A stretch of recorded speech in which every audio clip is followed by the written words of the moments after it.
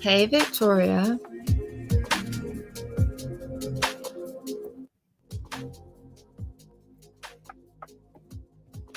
Hey, Aurora. Hey, Ginger Snaps. Hey, Jude. Haven't seen you for a while. Okay. So I think, hey, Candily. So I think I've got everything ready to go. I hope so. This is going to be the conclusion of the, hey, Sandra. Sandra! Hey, Find Summer's Truth. So this is going to be the conclusion of our Tim journey. Thank God. It's the last video. In the description of this stream and the stream part 1, I put in the sources section, the links for all one of his journey videos, and then I made a notation about what each one is about, and I made a note about the weirdness and what was kind of pertinent to each journey video. Sorry. So if you're looking for something specific, if you look at the description of this video, it might help you decide which journey you want to hit up, just to save you some time. Hang on, I'm going to get a drink. I'm sorry.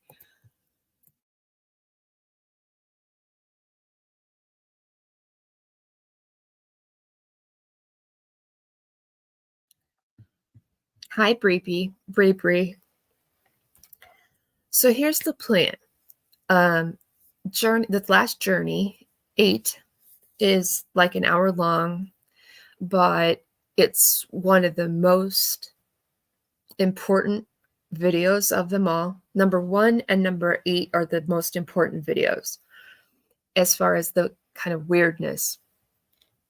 So like I said, that's about an hour long. And then I'm going to pull up Tim's comment to me because I forgot to the last time. And then I want to play the 2 videos that I made about Jim and Autumn, which altogether will be a half an hour. So I'm guessing we'll be here for about 2 hours, maybe a little longer, probably a little longer. That's the plan. I thought that combining all of this stuff would be a good place to put it everywhere. So if you missed part 1, we went through journeys 1 to 7, found some interesting areas. We're focused on the misusing of we, the pronoun we. As a reminder, pronouns are 100% reliable in detecting deception. Not on their own. You have to put it in context of the whole discussion. And that's because pronouns require no pre-thought. It's an automatic choice in your brain if you have English as a first language. So Tim, he tries to talk his way out of using the we's, but when we watched all of those journeys a couple of days ago, hey Karma, he never did that. He never swapped out I and we like he says he normally does.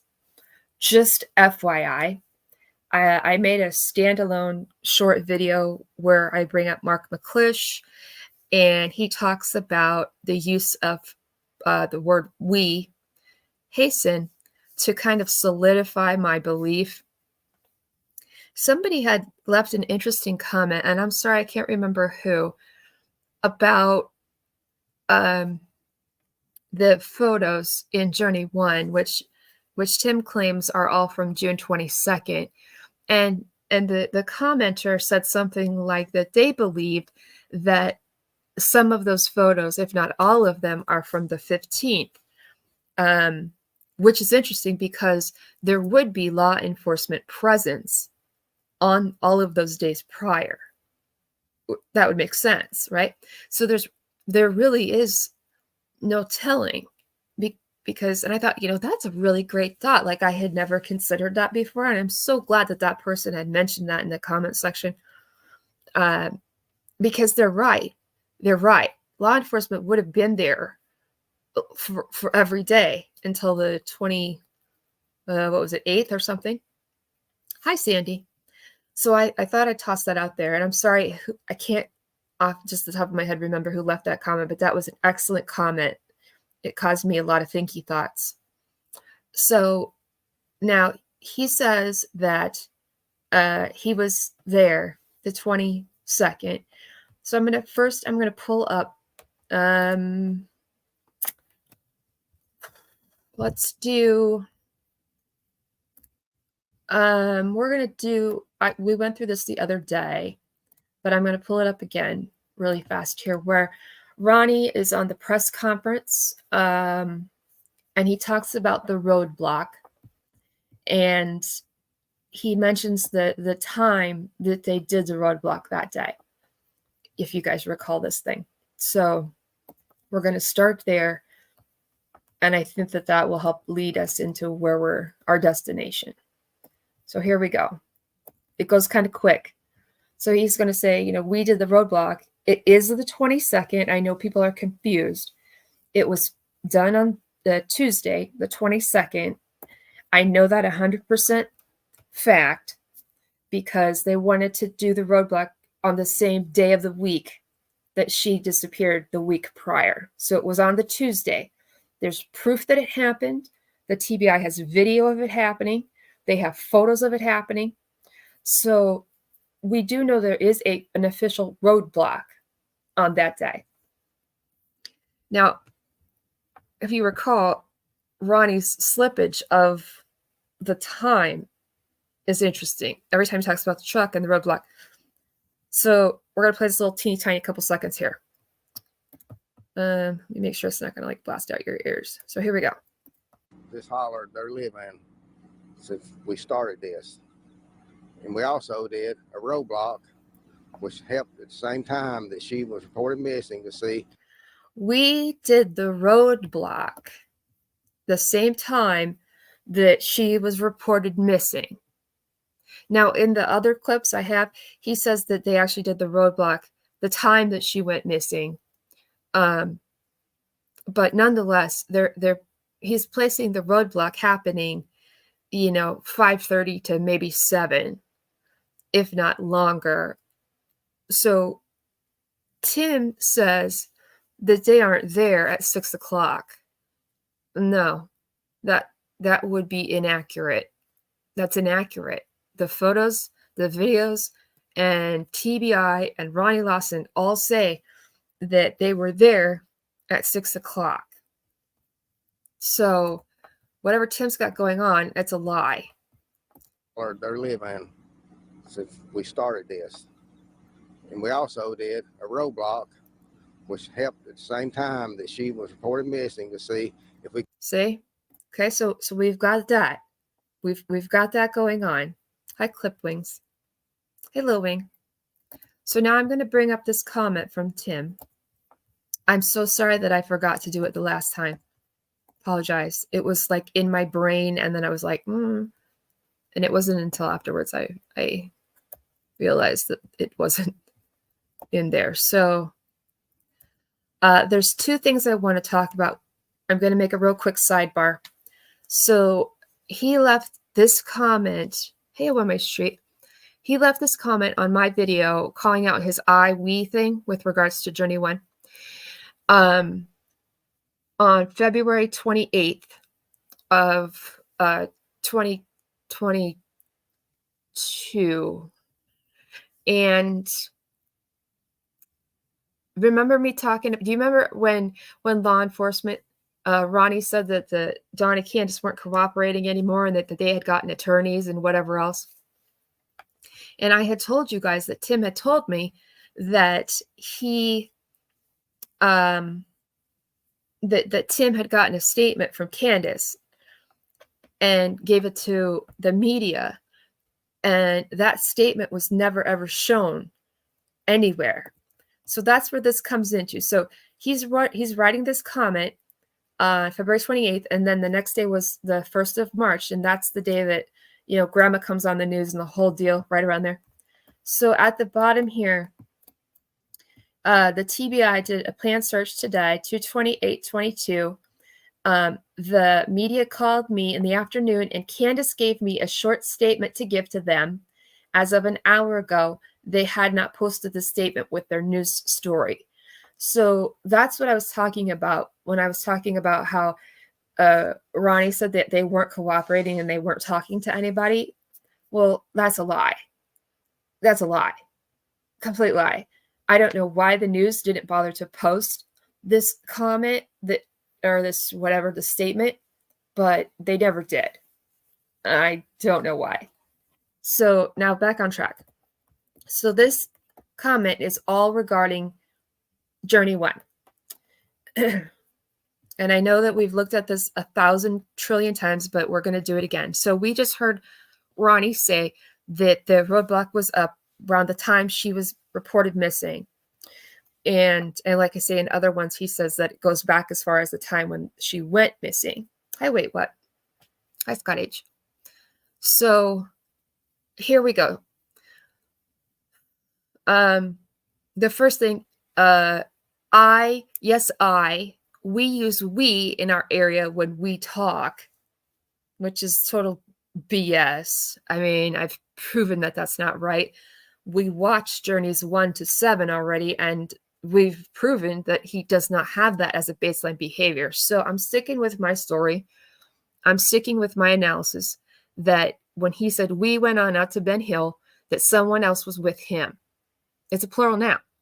If you didn't watch my video I put up about Mark McClish, it's a short one, and it will break this down even more further. Hey, yes, sir. The day I went to Ben Hill Road, which is supposed to be the 22nd, according to the first picture I took, the time was Tuesday at 5:05:06. I verified times by checking my phone pictures to be sure this is correct. And then he says, I stopped at the police roadblock and talked a moment to the officers. And then he said a couple of things. And then he, proceeded forward to where you would turn onto Simpson Loop, and he parked there. He was there for a long time. So at 5:05:06, law enforcement was there, and the roadblock was up.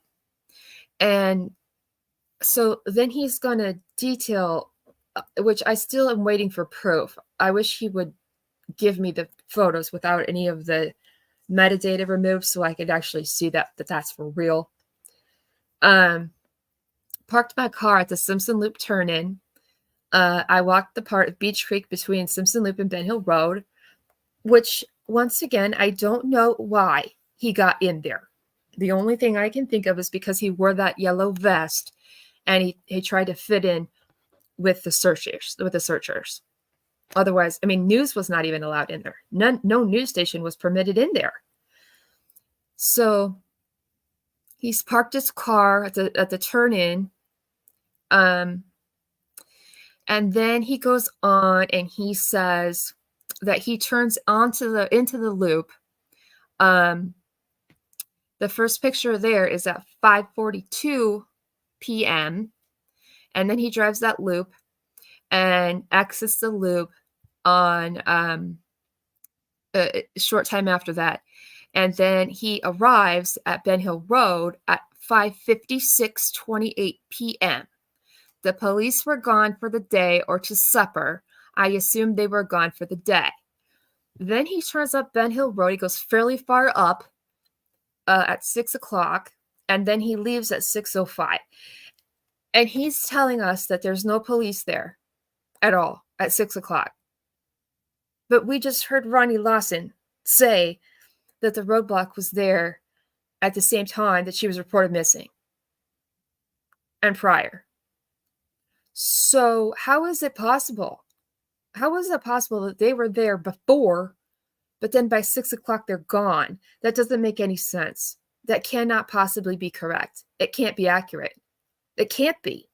There's video and photos and the TBI and Ronnie Lawson and news reporters all saying that they were there.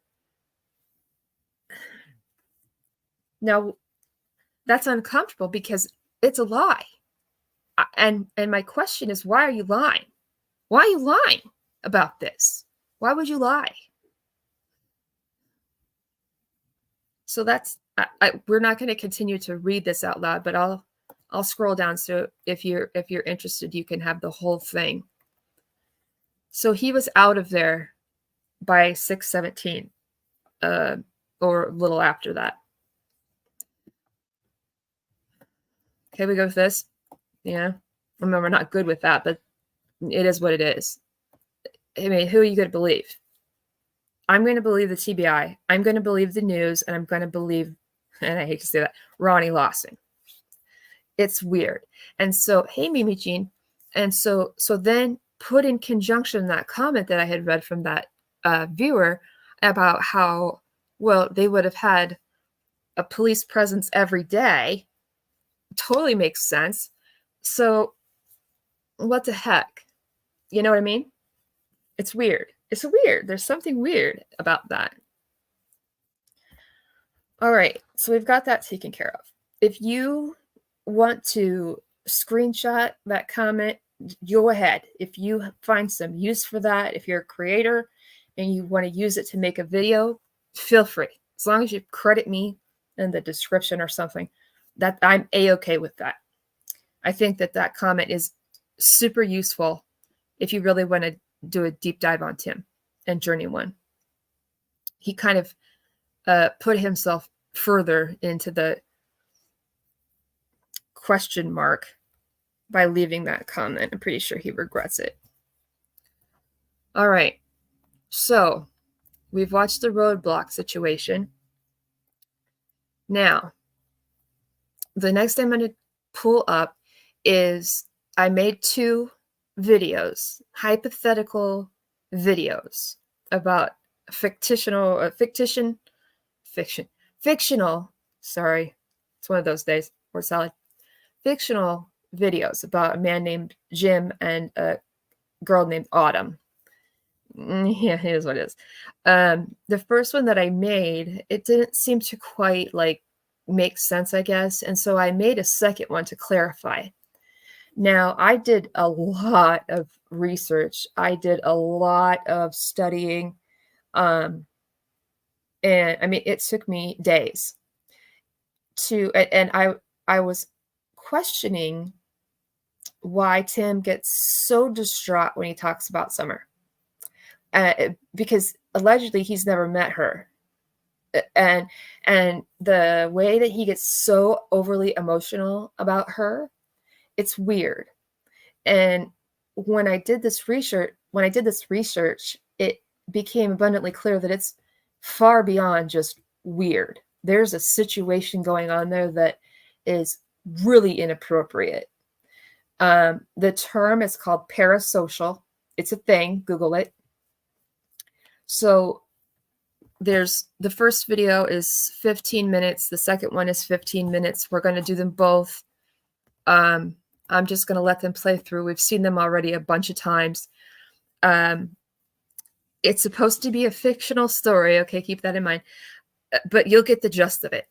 So the main question I was asking when my research started with this is why, or explain whether it's normal or abnormal for a person to become so emotionally attached to someone that they've never met, they've never seen in person, and that the only things that they've ever seen are photos and video. And how come this person has these, thank you. How does it, is there something really super wrong with creating some fantasies around photos of small children? That was kind of the line of questions that I had. And every place I went to took me back to the word parasocial. Sandy Grant Googled it, and Google defines parasocial as a one-sided relationship where one person extends emotional energy, interest, and time, and the other party, the persona, is completely unaware of the other's existence. That's what that means. And a lot of times it's referred to a lot when people become obsessed with someone on TV or a movie star and they think they're in relationships with these people. And how you're verging on moving from reality to you're disconnecting from reality to some fantasy world. So that's what the two videos are going to talk about. The second video, I had to include my story to try to make it make sense better. I'm sorry. I don't need you to feel bad for me. It is what it is. What happened to me, it is what it is. It was a long time ago. But I needed it as a reference point to make a point. So yeah. So the first one we're going to do, I thought it made sense enough. Apparently it didn't. But this is how I came to where we are with this. So let me add this up in here. People are stingy with the thumbs up lately. I don't know why.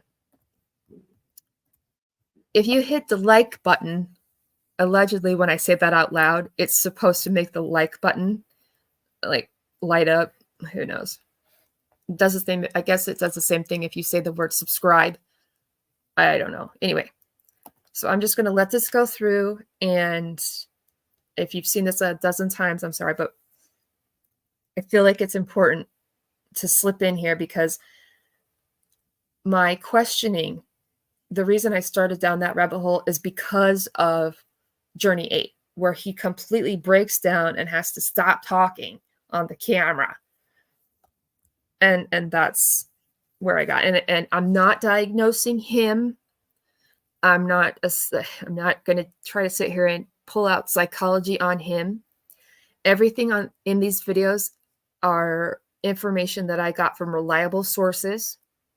And I just put them all together into one kind of digestible piece. So it's not me. None of these words are me at all. These are words from various legitimate websites, research studies, the government, that kind of thing. So here we go. My lovely YouTube viewers. Hello there, my lovely YouTube viewers. I hope you are all doing well. I've come to have a quick chat with you. This is not about anyone in particular, but, as Angel says, work with me. Let's say there's a man named Jim. Jim is an older gentleman and seems to be alone most of the time. Jim has come across the story of a missing little girl named Autumn. Autumn was 5 years old when she went missing. Autumn has never met Jim. Jim becomes extremely fascinated with our dear missing Autumn. As time passes, the more and more Jim expresses his fantasies about Autumn. The details of Jim's fantasies also become more elaborate. He oftentimes cries when he thinks of Autumn. Most people feel uncomfortable with the way he speaks of her. Given that Jim has never met Autumn and has only seen photographs and some videos of her, should we be concerned about Jim's vivid and very detailed fantasies? I spoke with my wonderful friend Al about Jim and Autumn, and he provided me with much insight regarding this scenario. I'd like to pass along his words of wisdom. Sometimes Al is repetitive in nature, so don't mind him. Sidebar. This is not meant to be medical or mental health advice. We're just speaking generically here about a hypothetical situation.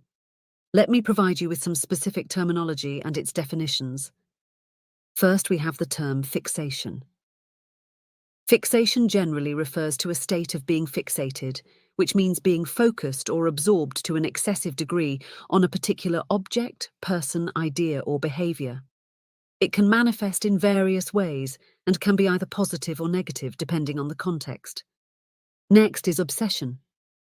Being obsessed refers to having an intense, persistent, and often irrational focus on a particular person, object, activity, or idea. It involves a preoccupation with thoughts, feelings, or behaviors related to the object of obsession, to the point where it significantly interferes with a person's daily life, relationships, and overall well-being. Obsessions are not fleeting thoughts, they persist over time and may be difficult to control or dismiss. And lastly, fantasizing. Fantasizing involves creating imaginative scenarios or mental images that may or may not have a basis in reality. It can be a normal and common part of human experience, often serving as a way for individuals to explore desires. Isn't that interesting? When you consider Journey 1 and then Journey 8, which we're about to watch, isn't that interesting? Those definitions. I was like, oh my. Oh my. That last one specifically. Time and may be difficult to control or dismiss. And lastly, fantasizing. Fantasizing involves creating imaginative scenarios or mental images that may or may not have a basis in reality. It can be a normal and common part of human experience, often serving as a way for individuals to explore desires, cope with stress, or indulge in creative thinking. Fantasies can be about various aspects of life, including personal goals, romantic relationships, achievements, or even scenarios that one finds pleasurable or exciting. While fantasizing itself is not inherently problematic, it's essential to consider the nature of the fantasies and whether they contribute to unhealthy fixation or distress. If fantasies become obsessive, interfere with daily functioning, or lead to potential harm, seeking guidance from a mental health professional is advisable. Therapists can help individuals explore the underlying reasons for fixation, understand the role of fantasies, and develop healthier coping mechanisms. It's important to approach discussions about fantasies involving minors with sensitivity and caution. Fantasizing about a young girl, even if not in a sexual way, can be concerning and may raise ethical and legal considerations. It's crucial to differentiate between harmless thoughts and those that might indicate a deeper issue. If someone is fixated on a young girl to the point of obsession, it may be indicative of underlying psychological or emotional issues. However, it's essential to remember that fantasizing alone doesn't necessarily imply harmful intent or behavior. A fixation or obsession with a young girl, even if not explicitly sexual, can be indicative of various psychological issues that may require professional intervention. It's essential to approach this topic with sensitivity, as there can be a range of reasons behind such fixations, and not all of them necessarily involve harmful intent. Regardless of the reasons behind the fixation, it is crucial for individuals experiencing these thoughts to seek professional help. A mental health professional, such as a psychologist or therapist, can assess the situation, explore the underlying causes, and provide appropriate guidance and treatment. If a person is fixated on a young girl solely based on photos and has never met her in person, it can still be a cause for concern, but the dynamics might differ from situations involving personal interactions. The fixation on someone only through photos could suggest a variety of underlying issues, fantasy versus reality. The individual might be fixating on an idealized or fantasy version of the person based on the images, divorced from the reality of who the person is. This can indicate a disconnection from real-world relationships and emotions. Projection of desires. The fixation might involve projecting unmet needs, desires, or fantasies onto the person in the photos. It's essential to recognize that the person in the photos may not represent reality accurately. Escapism. Fixating on someone through photos might serve as a form of escapism, providing a temporary distraction from real-life challenges, loneliness, or emotional difficulty. I'm going to pause this for a second, and I'm sure that I brought this up in one of these two videos. But one of the kind of repeated things was that when a person becomes fixated or obsessed with a child just based on photos, and they've come up with fantasy events in their head, if in the case of fake Jim and fake Autumn, let's say that Autumn is found and returned to safety, and Jim discovers that the fantasies that he's had about her running into his arms and going, "Uncle Jim," and giving him big hugs. See, that's not realistic. That won't happen. She doesn't even know who he is. That will never happen.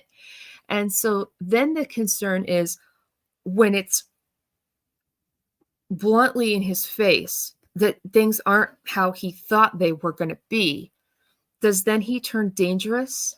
Does then he become dangerous for the child? Does he become dangerous to the family or other people? What might he do if reality hits him in the face and things aren't what he thought they're going to be? You spent years fantasizing about this. And it truthfully, she doesn't know him. She's never met him. She's never had a single thought about him. And he's a complete stranger to her.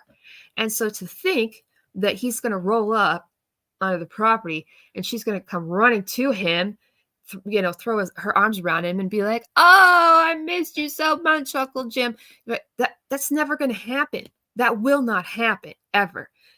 So the danger lies in what happens when he is suddenly shot back into reality and all these things that he has dreamed of are never going to come to fruition.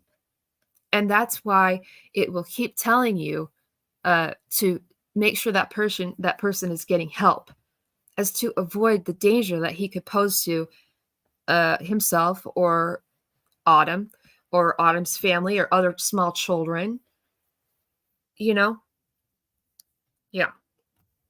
So let's keep going. Here we go. Difficulties. Lack of boundaries. The fixation could be a manifestation of poor personal boundaries and an inability to distinguish appropriate levels of interest or involvement with others. Regardless of whether the fixation involves direct personal contact, it's crucial to emphasize the potential impact on the well-being of the individual fixating and the person being fixated upon. If this fixation is causing distress, impairment in daily functioning, or if there's a sense that it could lead to harmful behavior, seeking the assistance of a mental health professional is strongly advised. A therapist or counselor can help the individual explore the root causes of the fixation, develop healthier coping mechanisms, and provide guidance on establishing appropriate boundaries in relationships, even those that exist primarily through digital or photographic means. If there are concerns about the legality or ethical nature of the fixation, it may be appropriate to involve relevant authorities or legal professionals to ensure the safety and well-being of all parties involved. Regardless of the underlying reasons, it's crucial to treat this situation seriously. Jim's fixation on a missing child, especially with the level of detail you described, is concerning and could potentially have legal implications. If you become aware of someone expressing such thoughts, it's important to report it to the appropriate authorities or seek guidance from professionals who can assess the situation and take appropriate actions to ensure the well-being of all involved parties. It's strongly recommended to involve law enforcement or child protective services to investigate further and determine whether there is any actual risk to the missing child or others. Mental health professionals can also play a crucial role in evaluating and addressing Jim's mental well-being. If Jim becomes highly emotional and cries when discussing these fantasies, it adds another layer of concern to the situation. Emotional distress and intense reactions may indicate that Jim is experiencing significant internal turmoil. A potential reason for Jim's emotional response could be guilt or remorse. Jim may feel guilt or remorse for having these fantasies, especially if he is aware that they are inappropriate or harmful. The emotional response could be a manifestation of internal conflict. It's important to clarify that fantasizing or fixating on a missing child, especially when the individual has never met the child, and the thoughts involve detailed, unrealistic scenarios, is not considered normal or healthy behavior. Fixations that involve children, particularly when they are missing or in vulnerable situations, raise serious concerns. It is crucial to approach such situations with great caution and to prioritize the safety and well-being of all parties involved. Normalcy in this context is typically associated with thoughts and behaviors that are within the bounds of social and ethical norms. Fixations on minors, particularly in a manner that causes emotional distress and involves unrealistic scenarios, should be taken seriously. If you or someone you know is experiencing such thoughts, it is highly recommended to seek the assistance of mental health professionals. They can help assess the situation, explore the underlying causes, and provide appropriate guidance and intervention. Additionally, if there are concerns about potential harm to the child or others, it is essential to involve the appropriate authorities, such as law enforcement or child protective services, to ensure a thorough investigation and appropriate actions are taken to safeguard everyone involved. Well then, isn't that a whole lot of something to take in? Now, as we've been chatting, you've seen the AI-generated images of our autumn. Quite beautiful, I might say. Ask yourself at this moment in time, do you have a fantasy of autumn returning home and running into your arms calling your name? Here's my pregnant pause. So, my wonderful listeners, I think it's safe to propose that Jim's fixation with autumn, sexual or not, is clearly a problem that needs to be addressed. It is not healthy. It is not normal. To have such an attraction to a girl whom Jim has never met is a bit frightening. There is something definitely at play here that we need not joke around with. Based on my research, I believe that Jim has an inappropriate, well, I don't want to call it a relationship, an inappropriate connection to autumn, mentally and psychologically speaking. The fact that this fixation stems from only photographs makes it of even greater concern. All roads lead us to the conclusion that Jim is in desperate need of some mental health services. What you and I are witnessing is not normal. It's not healthy, and it's definitely not okay. If Jim is unable to see how distorted his thought process is, if Jim believes that it's a natural connection, if Jim cannot understand how wrong this is, then I gravely fear for that man. Looking at it in its totality, Jim verbalizes his feelings about the home of autumn, elaborately explaining how much it reminds him of heaven. A young girl went missing from there. How is that a heavenly place, Jim? He speaks of autumn running into his arms. When he speaks of this, he gets so emotional that he cries. Jim, you've never met autumn. You're a complete stranger to her, Jim. Jim runs the oh-so-pathetic website, where he rants and raves. But Jim, that website isn't about you. It's about autumn, a girl that is missing, whom you do not know. The only things that belong on a website for a missing child are resources to assist in locating that child. You, Jim, have no place on that website. You, Jim, are not part of Autumn's life, her story. You're just not. Jim has printed thousands of flyers that include photographs of red trucks. Jim, oh Jim, the TBI has told you outright twice that you are not allowed to do that. Jim, the TBI told you no. Accept that. Accept the fact, Jim, that you are interfering with her case. You, Jim, are causing problems in locating a missing child. Jim takes photos and drone footage of the property.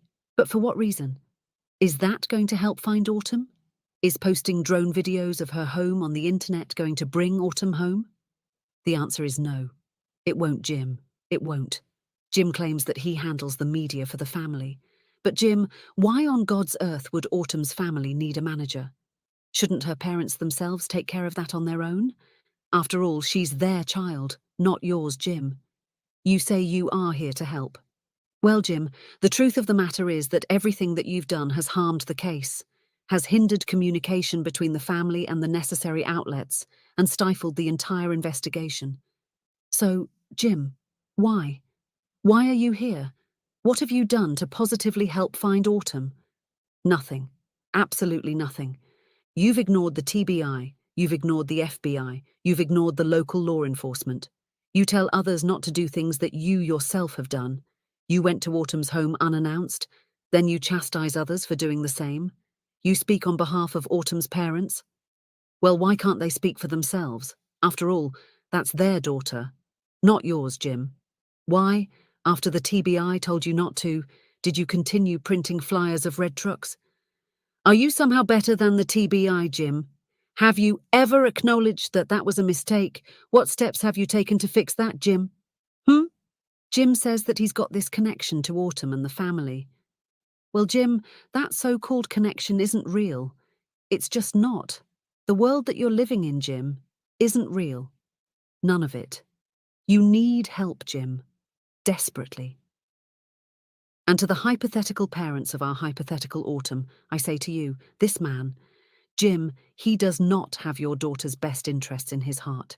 He is living in a fantasy world that the psychology arena describes as unhealthy, abnormal, so much so that it advises you over and over and over to get Jim some help.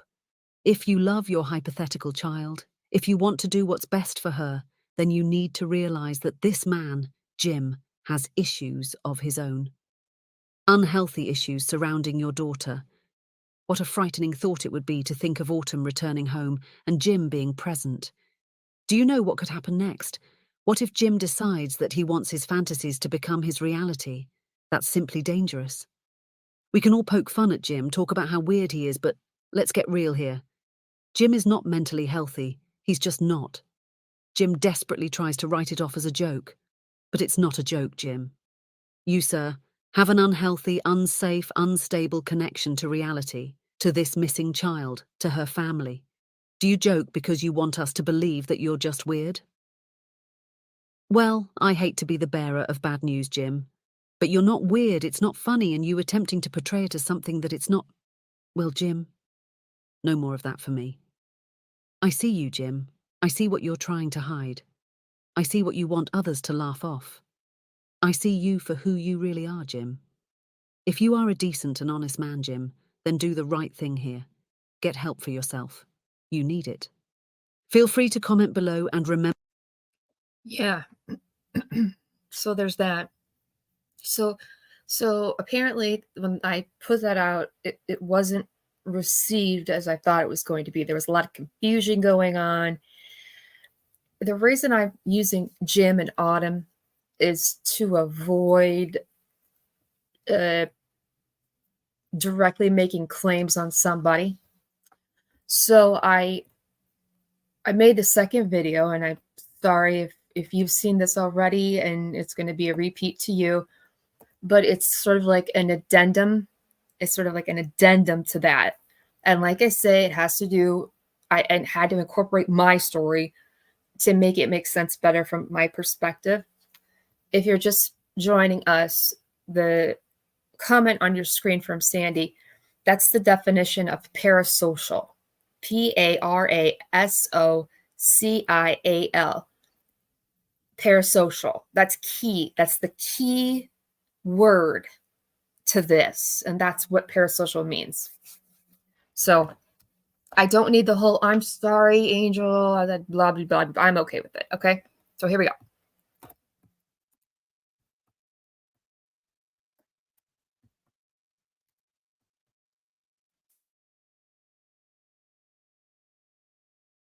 Well, hello again, my favorite YouTube viewers. It appears that my prior video discussing our hypothetical Jim and Autumn has some people confused. So, I thought perhaps that I should approach the topic in a different way. Please be aware that this video contains content that is not intended for younger audiences. If you are triggered by sexual assault, it might be best you scooch along. I'm glad you stopped by, though. Of course, we know that Jim and Autumn are not actual people, but the hypothetical story is based on actual true events.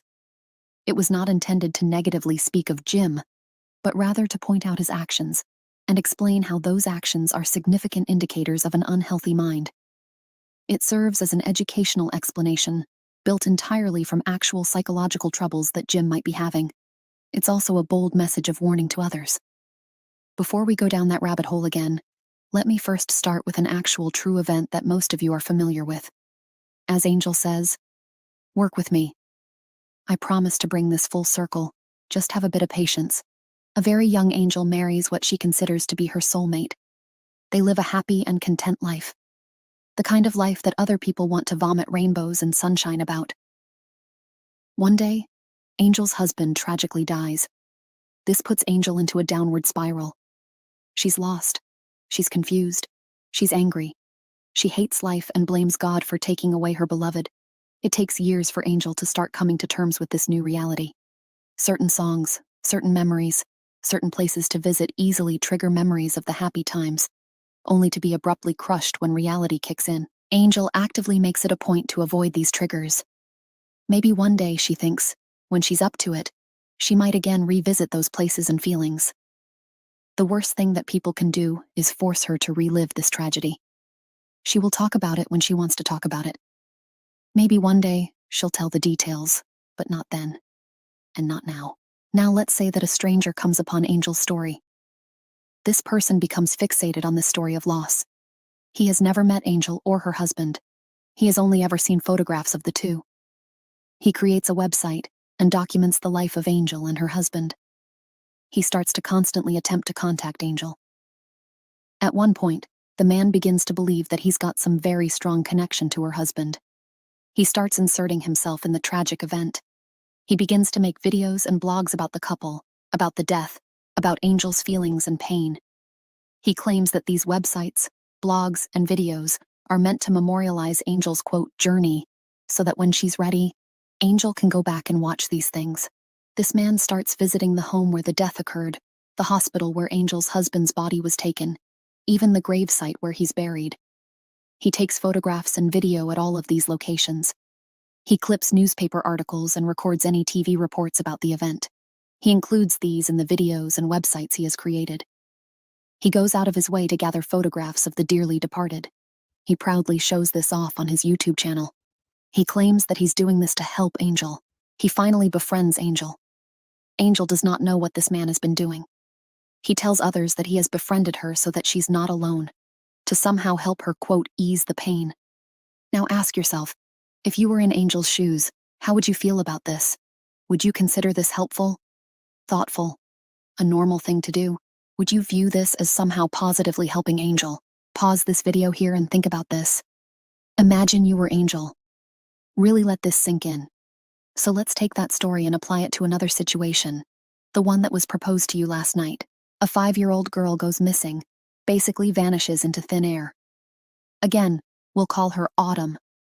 Our hypothetical Jim comes upon her story in the newspaper. He has a, quote, press pass and gains entry into places where a regular citizen is not normally allowed. He begins to fixate on Autumn. He has never met Autumn, so he claims. Jim is a complete stranger to Autumn and her family, allegedly. Jim does everything he can to visit Autumn's home, usually from a distance, the place where she vanished from. He takes hundreds and hundreds of photographs and countless hours of video of her home, her family, places that Autumn has visited. He claims that he's doing this to document Autumn's so-called journey. He creates a website and a YouTube channel where he posts this content. He insists that the reason is so that when Autumn comes home, she'll be able to relive her journey of being lost and found, so that she will have something to look back on to remember.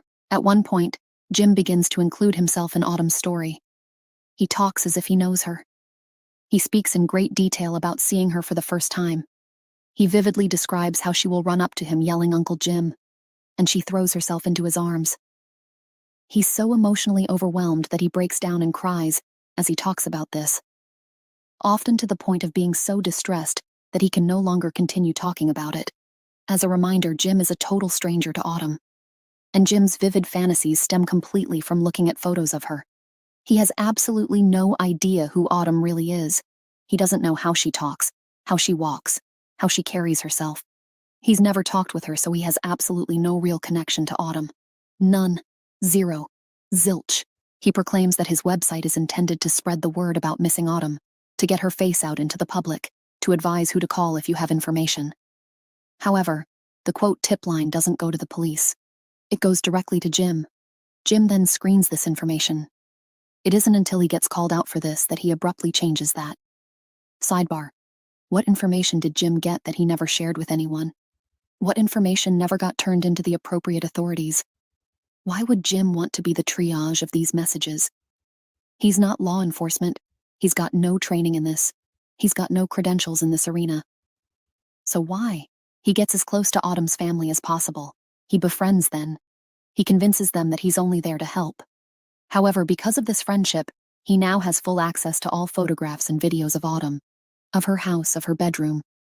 He dictates who Autumn's parents can or cannot talk to. He screens that communication fiercely. Again, I ask, why? Sidebar. We're pretending that Jim has never met the family, so just follow along. Now let's say that Autumn is found and returned to her parents. Yes, I'm fully aware that that will never happen, but anyway. Jim has been fixated on Autumn for years now. He honestly believes they have a very strong connection. Allow me a moment to talk about the term parasocial. Parasocial refers to a type of one-sided pseudo-relationship that individuals form with media personalities, celebrities, or public figures through mass media. This term is often used in the context of television, social media, or other forms of entertainment, where individuals develop feelings of connection and attachment to people they see or hear, but with whom they have no direct interpersonal interaction. It's a real term. As Jody Sue says, quote, Google it. Who would be worried about the safety of Autumn if Jim was hanging around?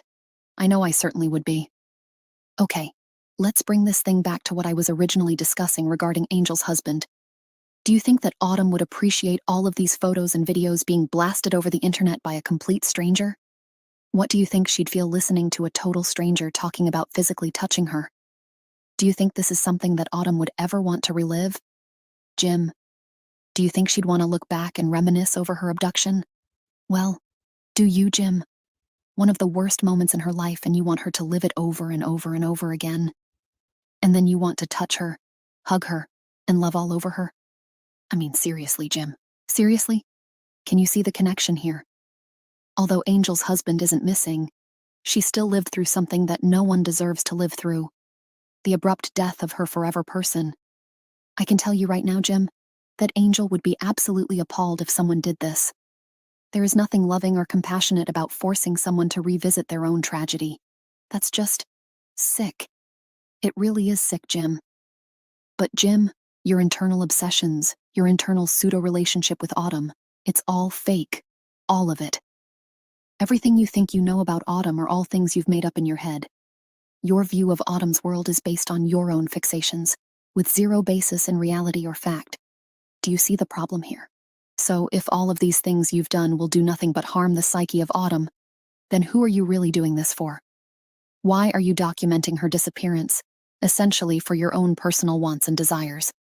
Generally speaking here, we know that some criminals like to document their crimes. They often revisit the site of their crimes. They may take an... Okay, this part, sorry to interrupt you. This part right here is uncomfortable, as if it's not already. As if this is not already uncomfortable. This is when I came across this information. This is from the FBI's website. When I came across this, I almost threw up. It was so uncomfortable to me. There's going to be a discussion about pedophiles and how some of them they have collections to reminisce about their victims, and how I don't want to say a lot of times, but quite often the collections that these predators keep are seemingly unimportant. They're like random run-of-the-mill things. And so if a person is arrested and sent to prison, when they get released, they go home, their collection is still there because it goes unnoticed. So this is big time cringe and uncomfortable, and it's something I had never in my life ever thought of until I read this. It was like a PowerPoint thing from the FBI. I made a schematic, a diagram here to kind of show you one of the examples that I had read about. In this hypothetical situation, my predator likes to abduct children from parks and then does what he does. And then he'll go back and he'll photograph the park. And then he takes the photographs and he hangs them on his wall. So what you see is just photographs of nature on the wall. But see, that's his collection. But if you don't know that, it seemingly is, harmless. Was that okay? That's where this is going to go. I'm so sorry. Here we go. Hey, Elizabeth. Avid interest in newspaper articles about their crimes, or record TV or videos of their crimes. Take Eileen Warnos, for example. She would cut out newspaper articles about her crimes. She would seek humor in the fact that law enforcement had no clues. She'd find much delight in this. She never once saw it as abnormal. She glorified her actions. According to the FBI differentiates in their definition of these two words, souvenir versus trophy, classifying a souvenir as something that fuels the killer's fantasy, while a trophy is proof of their skill. Regardless, the result is the same. The murderer uses these objects to relive the thrill of the crime and feel powerful again. It's a thing. Google it. Sidebar. I found a fabulous document from the National Center for Missing and Exploited Children, in which they train law enforcement about behavior analysis of child molesters. This is not to be an insinuation that any of the previously mentioned people are involved in such a thing, but work with me here. I do have a point in bringing this up, quoting directly from the text. Some of the child pornography and erotica collected by pedophiles is saved as a souvenir or trophy of the relationships with children. All child victims grow up and become sexually unattractive to the pedophile.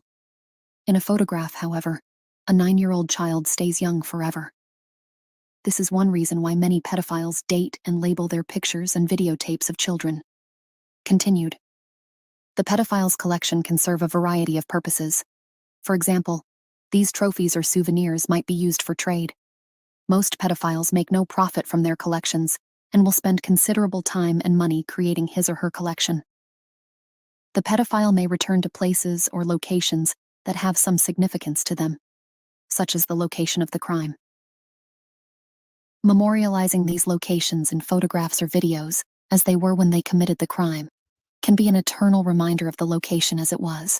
Oftentimes, these collections can go unnoticed by law enforcement because outwardly they appear normal in the setting.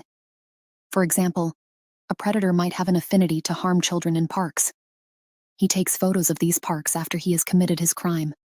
Nothing noteworthy about a wall of photographs of parks and outdoors scenery, right? Without context, it would be easy for most everyone to think nothing of it, likely not even paying attention. Let me take you back to Jim. Jim has a vast amount of photos and videos of Autumn. He is very possessive of these photos and always places his watermark over top. But why?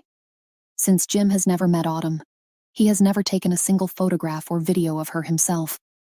Therefore, Jim's collection of photographs and so on do not belong to him. He has no ownership of those. Yet, he fumes with anger when someone uses one of his photos. Let me repeat that. When someone uses one of his photos, they aren't your property, Jim. Unless you took them yourself, they aren't yours. Period.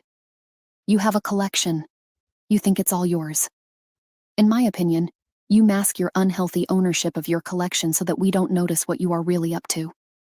Just like all of the videos that you've made for Autumn. You tell us that those are for her to go back and revisit her story of abduction. No one wants a collection like that. Again, it's my opinion that your ongoing documentation of all things Autumn are there for your own wants. And once again, you mask this by claiming it's all for Autumn and her brothers. You are hiding in plain sight, Jim. Just like the photographs at the park. Just something to toss around that head of yours. Let me be a bit more straightforward, Jim. Are you listening, Jim? Are you paying attention, Jim? Well, are you? Because you should be. Autumn is not your child. She's not related to you at all. She doesn't even know you exist. Jim, have you ever considered the fact that Autumn has never once ever had a single thought about you? Not once, not ever. She does not have unhealthy thoughts about you. To be honest, she's never had any thought about you, Jim. She doesn't cry for you. She doesn't fantasize about running up to you and hugging you. No matter what you do, Jim, what you describe doing when she returns home will never happen. It will not happen. Ever. Jim, some people might say that I'm being cruel here, but I'm not. I'm attempting to open the eyes of the viewers to another piece of the puzzle to consider. There's nothing wrong with that, Jim. If you find this video offensive or if it makes you angry, well, that's a something for sure. A big something. Everywhere I have researched, everywhere that I've studied, every single resource available says explicitly that what you are doing is wrong. It's abnormal. It's unhealthy. It brings about so much concern that every resource tells me to get you help immediately. That you could be of great danger to Autumn, her family, her brothers, possibly to other children, and to yourself. Please, Jim, get some help now. I'm begging you before you do something harmful to yourself or others. You are a danger to society, Jim. A danger. It is what it is. You stepped over the line of okie dokie from basically day one. You are so far in it now, you can't even see that line anymore. Please, I'm begging on behalf of other children. To my fantastic YouTube friends, your comments are welcome, but I must stress it again. Yeah. Yeah. So that last video and this one, all of that information came from the FBI or the National Center for Missing and Exploited Children or other government websites. Some of it came from Psychology Today, legitimate places, everything. And I'm not making an accusation here. It's a speculation. So given this idea about collections and how some predators make them seem so innocent on face value, our theoretical hypothetical Jim running a theoretical hypothetical website about Autumn, if you try to take photos from that website and use them, he gets angry. He gets angry with you. And that's why I believe he places the watermarks on them as a way to put owners, like he's like, these are mine. It's mine. It's mine. No. It's mine. Right? And so that website is full of things that don't belong there. I mean, there is more stuff on the website about everybody else than there really is about Autumn.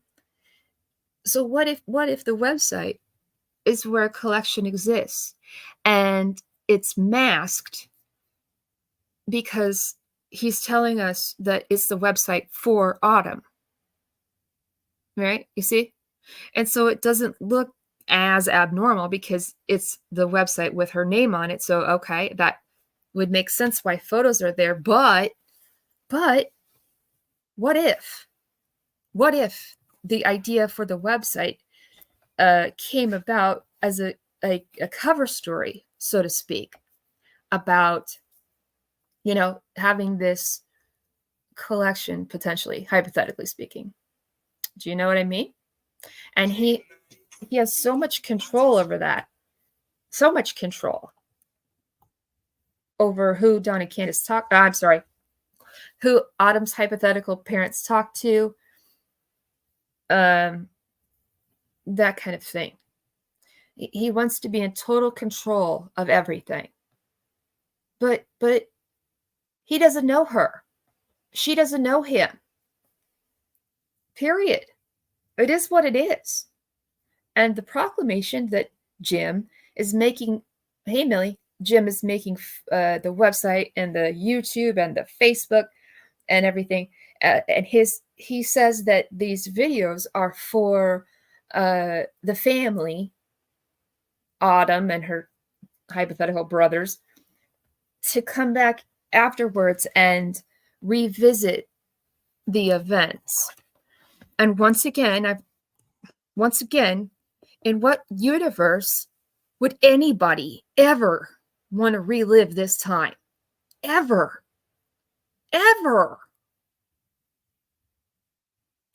So my belief that there's some consideration that should be put out there, that the website could be a place where the collection exists. It could be something. It could be. It's a perfect disguise. It's perfect. Perfect. You know what I mean? I'm just saying, if the website, the theoretical website, was actually doing what Jim says it's supposed to do, it would look completely different. Completely different. And initially, if you clicked on the link to submit a tip, it would go directly to Jim. So for a long time at the beginning there, anybody that went to the website and clicked tips, they were sending them to Jim.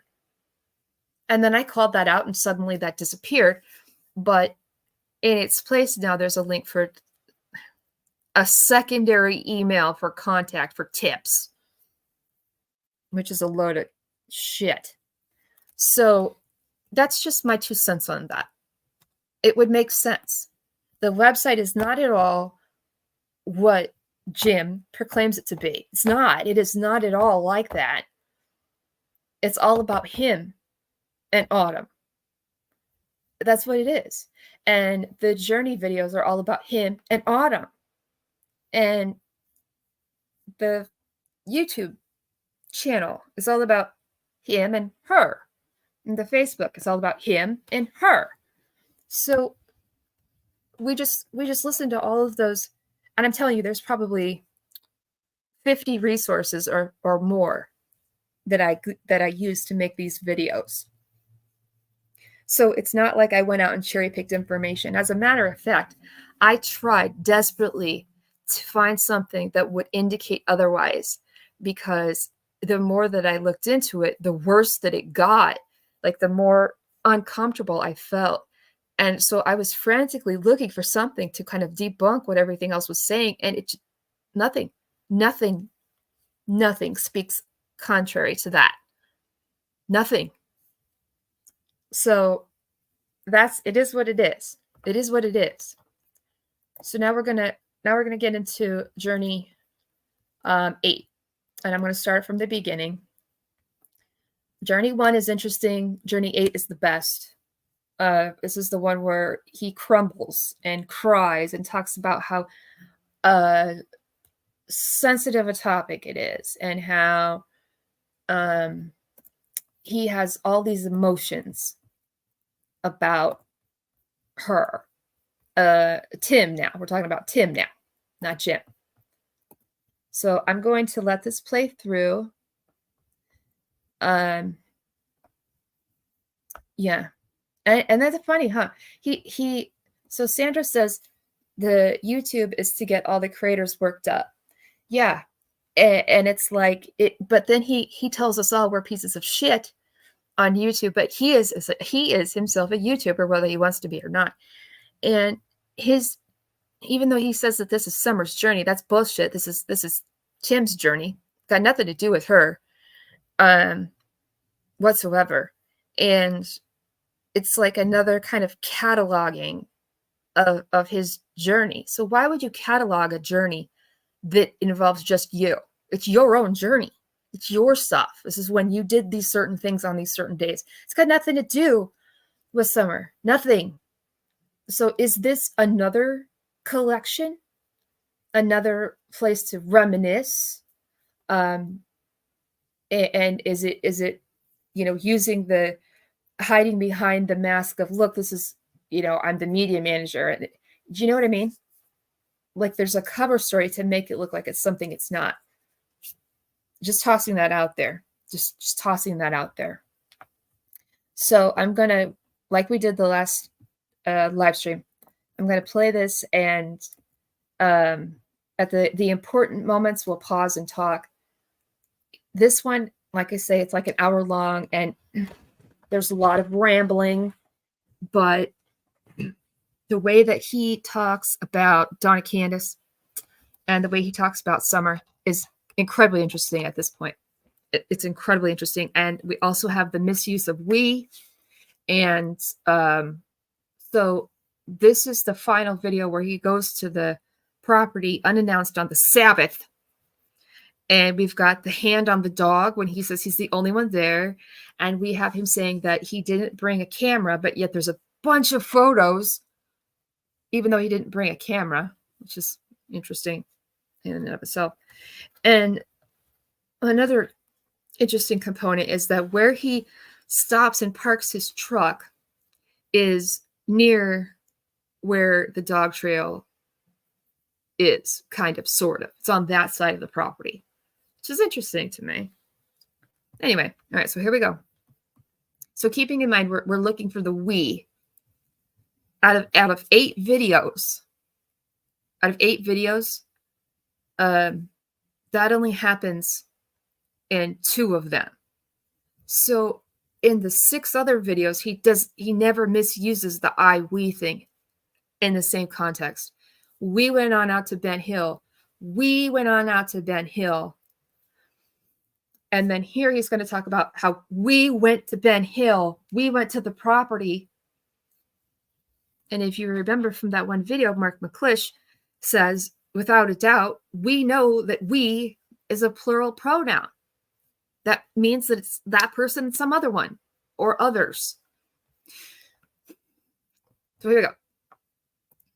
I know this is cringy. I'm so sorry. If you're interested, the date on this is supposed to be August 28. The date that he goes there is supposed to be August 28. Close up some of these tabs. Okay, here we go.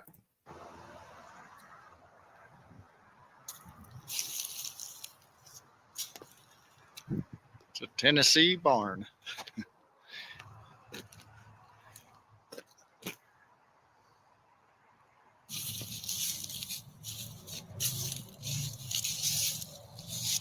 Nice. There's Bays Mountain again. I'm further down west, so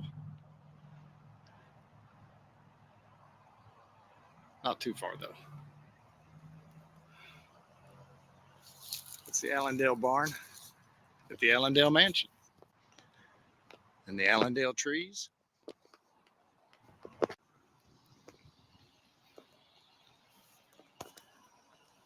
Allendale fishing. Allendale ducks.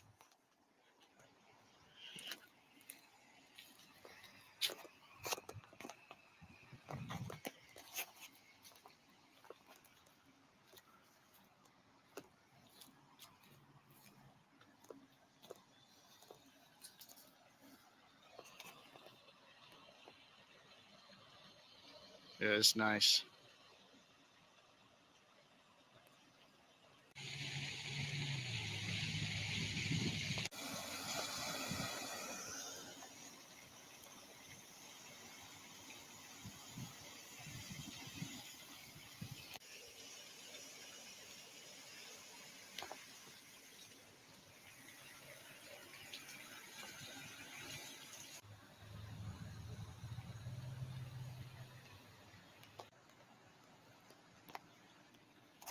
These are some of the Kingsport citizens.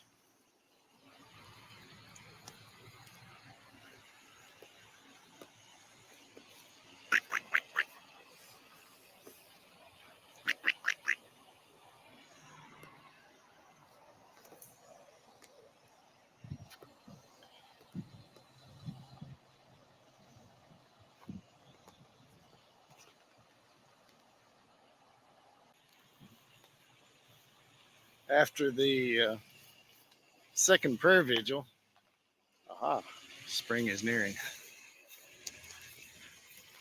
After the second prayer vigil, just kept working on the website, really. We get different things to put on, different updates, some stuff on the blog. Every once in a while, we'd shoot a little text to Don, but either he wasn't on Facebook much or he just wasn't for communicating. So I didn't talk to him anymore. Didn't see him in person. Just would receive the receive the things that we were adding to the site.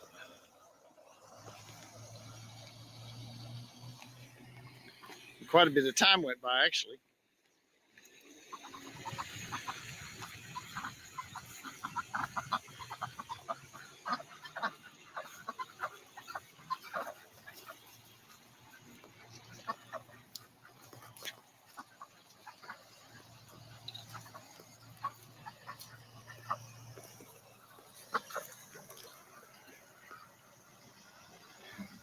You guys got it made.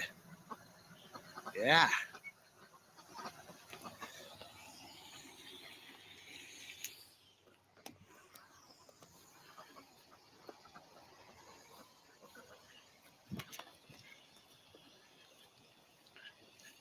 And somewhere through there,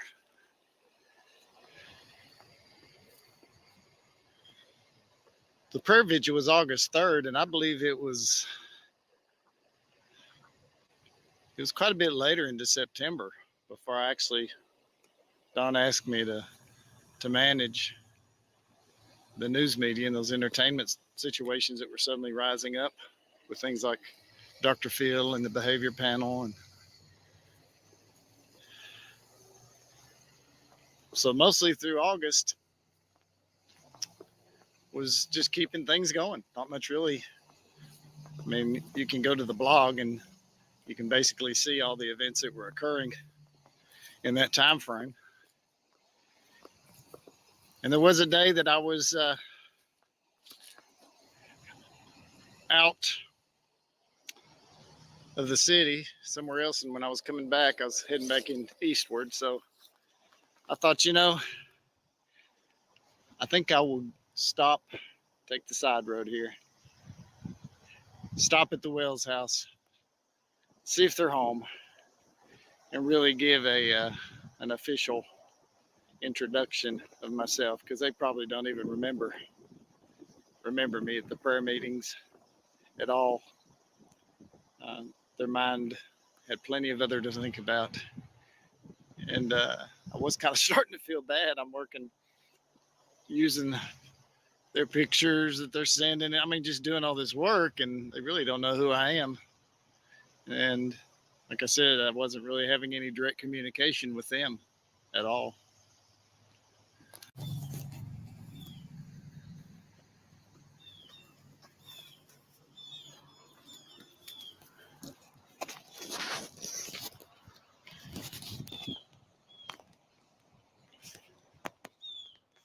We used to come to dances here when I was a young feller.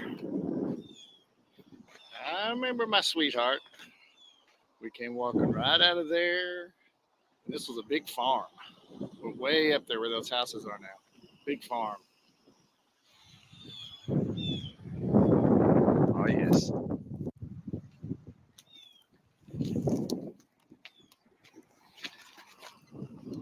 I looked it up and found it. August 23rd. So the last prayer vigil was August 30th. And then on August 23rd is when Don accepted a friend request for me on Facebook. So kind of between that gap, you just had all the other going on. The stuff, the YouTubes, just all that stuff. And I would send him things or shoot him links for updates, but he never responded. There might have been one time it might have been thank you, but I'd have to go back and dig that out too, because once again, he probably didn't even remember who I was. He just knew I was doing it, and he was busy with his own life and situations. And so yeah, August 23rd. So that would have been, looking at the calendar, August 28th, when I decided I wanted to go by their house, or I should go by their house. I should make a proper. So that would have been busy with his own life and situations. And Wait a minute. So yeah, August 23rd. What did he say happened on August 23rd? Is that when he said? Was that what he said that that's the date that Dawn accepted his friend request? Was that what he's talking about?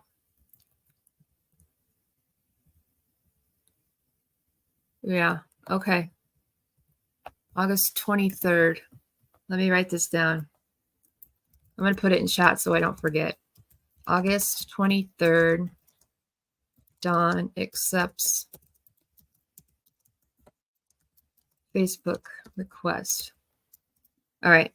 I'm going to jot that down here. I'm going to pull up on the screen. That way, if I'm on the replay, I can remember that. So at this point in time, Dawn and Candus have still never really talked to him, ever, allegedly. But yet he's still pushing forward to try to meet them. You guys remember when we, part one of this, when we were watching the prayer vigil with the second one and the first one, how touchy-feely he was on Candus and Dawn. Like this complete stranger is like all like touching them, like full-on touching them. And he's never met them before, allegedly. All right, sorry, anyway, here we go. So that would have been, looking at the calendar, August 28th, when I decided I wanted to go by their house, or I should go by their house. Okay. I should make a proper introduction. When I wanted to go to their house, I should go by their house. I should make a proper introduction. There's no misusing of we. We went on out to Ben Hill. But see, in a minute here, he's gonna say we in just a sec. So he made the decision to go there. He felt like he should go there. He wanted to make the proper introduction. Like, these are all choices that he made for himself. But when he gets to the discussion about driving out there and trying to get up their driveway, it's we did the driveway. We pulled in. We didn't make it, blah, blah, blah, blah, blah. You'll see that. Introduction to them. You know, they call that good manners. There's the top of Bays Mountain through there. So I'm not very far west, except I am on the northern side of Bays Mountain. And the cars you see right there are on Highway 11W, one of the oldest roads in Tennessee. And about 45 minutes maybe, you get to Rogersville, where Dawn is right now. But this itself is Allendale Mansion. The one we were at the other day, Rotherwood Mansion, is not too far in that direction. Hang on, make a We're sidebar. in the Hawkins County. He makes it a point. I can't remember if it's this video or if it's in Journey 1 to point out chimney top,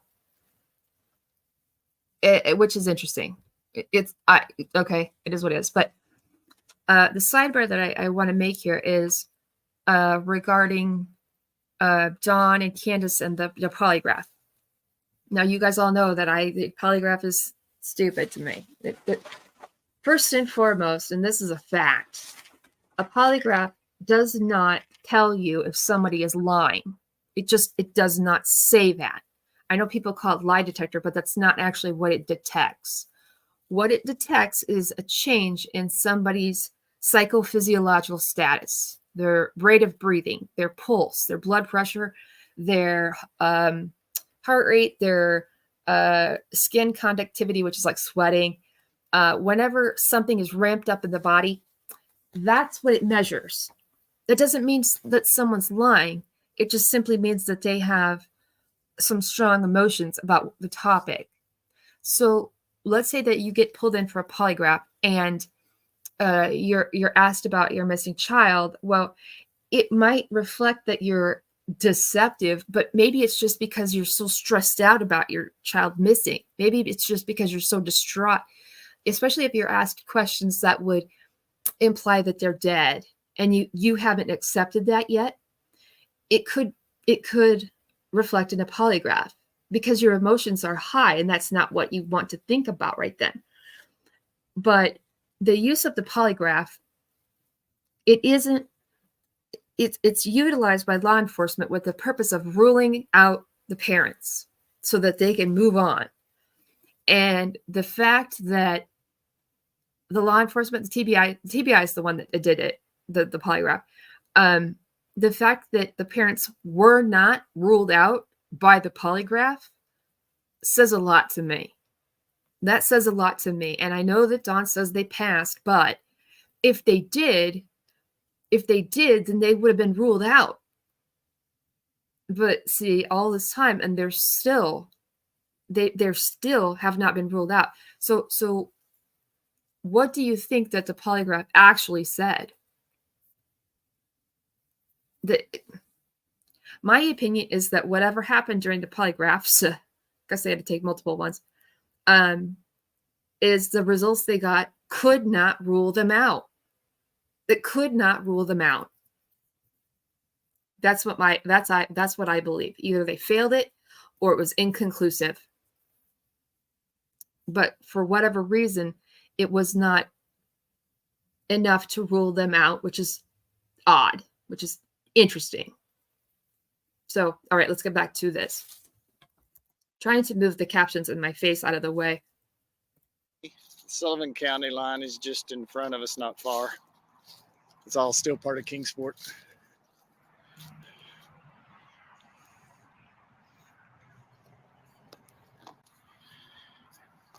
Yeah, when we were young too. Remember, we'd come here for big picnics, big church picnics. And that farm that would just go way back there, they'd take us on big hay rides where you sit on the back of a tractor pulling a cart full of hay bales. And you do that. That's where the dances were. Sorry to pause it again. Yeah, the thing about hitting the like button, yeah, it gets me a number of likes, but what that will do is also, if the more likes that my video gets, the more likely it is that it would be recommended to other people to watch it. And so even though it benefits me as far as like my analytics, it benefits other people and brings it to their attention that then they might watch this, and the more likely it is that the video will get spread out, and which it might go otherwise go unnoticed. I'm not trying to be like me or else. Just yeah, okay. I think I told you about my sweetheart. Yeah. She was a jewel. She's in heaven now. And so coming down the old road, it was kind of odd coming down that back road toward his house. A little unnerving. You know, a drop in, hi, here I am is a bit odd and peculiar, but I had no way really getting a hold of them. Didn't have their numbers, phone numbers or anything. So I thought, well, it's a bold venture, but I'll just go up and maybe they'll be outside and I can just let them know, hello, this is me. So made it to Ben Hill Road. You get a little bit of butterflies in the stomach. I didn't know what I was driving up to. I mean, this is like the scene of a missing child, or is it the scene of a crime? This is so interesting to me. In a bit here, he calls it the den of iniquity, which is wrong, but like he makes it sound as though you have, right? Scott H says you could have asked the bread lady for the number. True, absolutely true, because there's a lot of back and forth with them. And why wouldn't he asked everything through her. Can I get the website? Can I put the website up? He asked all of that permission through her. So yeah, why wouldn't he say, I want to get a hold of them, you know, or whatever. But anyway, so there's also something really interesting about the sign, the note that he writes when we get there. But it's the way that he describes the property as like this holy place. It's like, right, and the angels are going to fly around, and rainbows and stuff. Yeah, it's pretty, the trees and stuff, it's pretty there. But I would, if I was there, if I went there, I would not, like, the prettiness of the trees and whatnot would be, for me, overwritten by the memory or the knowledge that that's allegedly where she went missing from. And that's what makes it dark to me. Like, when I look at photos of the property, all I feel is darkness and sadness. I don't view their property as how he says this. But once again, he's so focused on summer, which is so bizarre. I mean, this whole thing is so bizarre. Like I said, there's a lot of stuff in here that's a problem. So we'll be stopping and starting it quite a bit. Or is it, who knows? I mean, I'd heard so much stuff online and negative, and all that was rambling on. And now we are at August 28th. So I guess about a month I had been working on the site. Yeah, because that was around July. I think I said July 27 or something like that when we started the site. And we, meaning myself and the family. And you see, so when he made this video, when Tim made this journey video, this was after I had called him out for the we.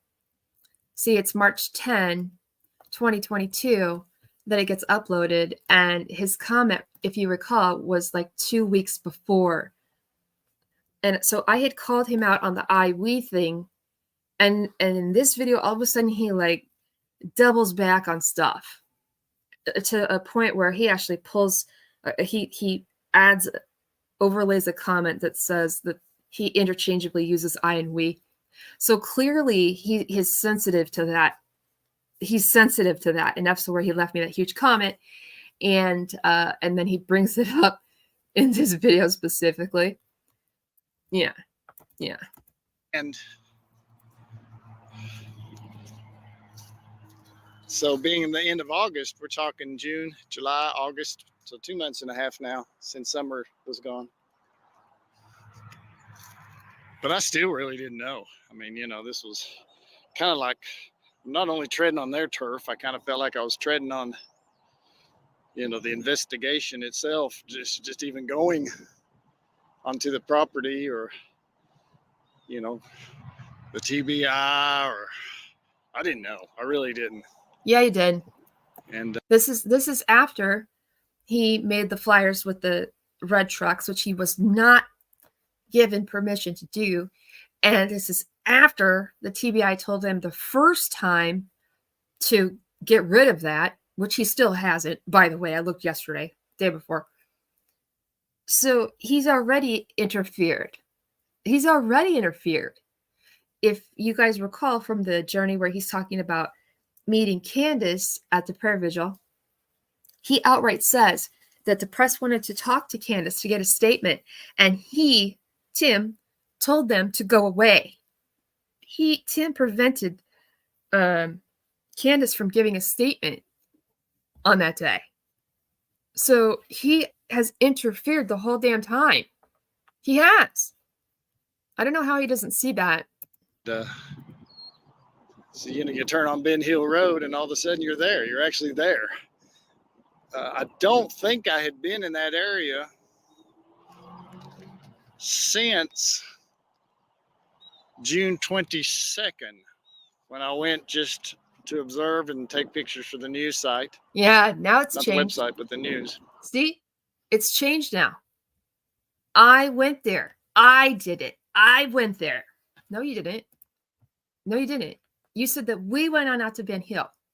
We went on out to Ben Hill to take some pictures. That's what he said.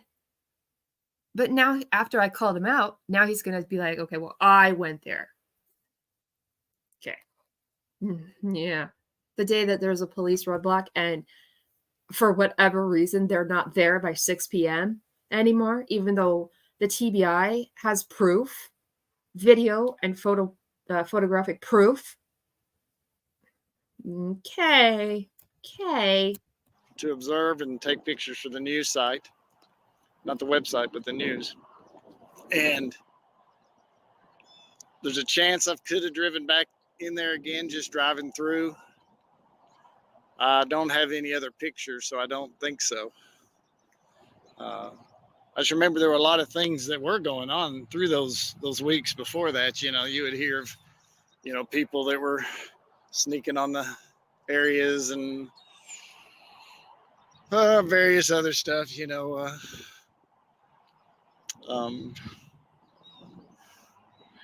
don't want to call them witches, and I can't think of the name. Excuse me.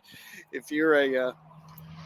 So he's going to degrade people who go to the property unannounced.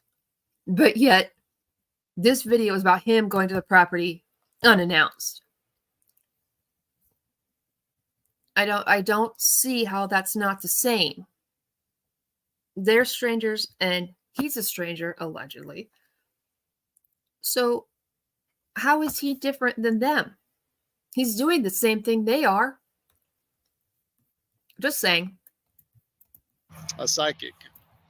Okay, psychic is the proper term. I did used to have a crush on Elizabeth Montgomery in Bewitched when I was little. I thought she was so pretty. Hi, Danny. Hi, Ramona. We get to Ben Hill, and here we are. We get to Ben Hill, and here we are. We did it. We did it. He says, I should go. I think that I need to go and introduce myself. I felt kind of obligated. I. And now I went on out to Ben Hill when previously he said we. But now we have the second time he's supposed to be there. And here we go. We get to Ben Hill. We did it. We did it. So if he interchangeably uses I and we, why did he just use I and immediately then use we in the same sentence? It's bullshit. It's all bullshit. Here I am. See? Excuse me. Remember we can. Next up. I thought she was so pretty. So we get to Ben Hill, and here we are. This happens at timestamp 1309 in number 8. We get to Ben Hill, and here we are. Here I am. Excuse me. Remember, we tend to say we when we're talking about ourselves in this area. Some say we. So every single person that I have talked to from that area has told me that's not true. I have not met one person or talked to one person who ever agreed with this. Nobody. I don't know anybody who does that. I know no one. Nobody. I asked all the viewers that were from that area, and nobody said that was normal. Sandra says, Don said the same thing. Did he really? Oh, yeah, right? We pulled on in. When he's talking about that pulling in there by the shed, right? On the 15th, he said, we pulled in there. Like, we did it. Like, we pulled in. Something like that. And as a reminder, maybe I should pull up that Mark McClish thing really fast. Do you guys mind if we review that really fast? Let me see how long it is. It's only, okay, so it's only 3 minutes long. Does that sound okay? I'm going to pull it in, and we're going to do that real fast.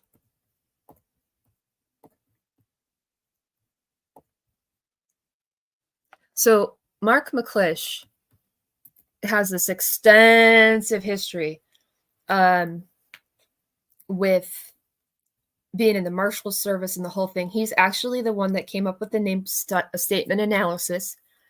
Statement analysis is a scientific method. It's science. It's been proven over and over and over and over and over to be accurate. And this is where Mark McClish breaks down the pronoun situation. So I'm going to run this through real fast and we'll get back to it.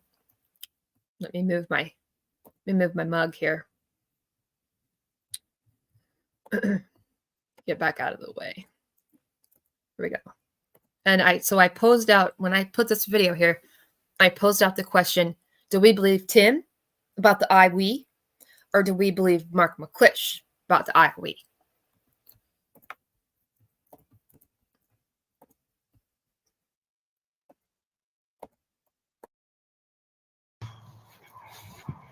So we drove on out to Ben Hill.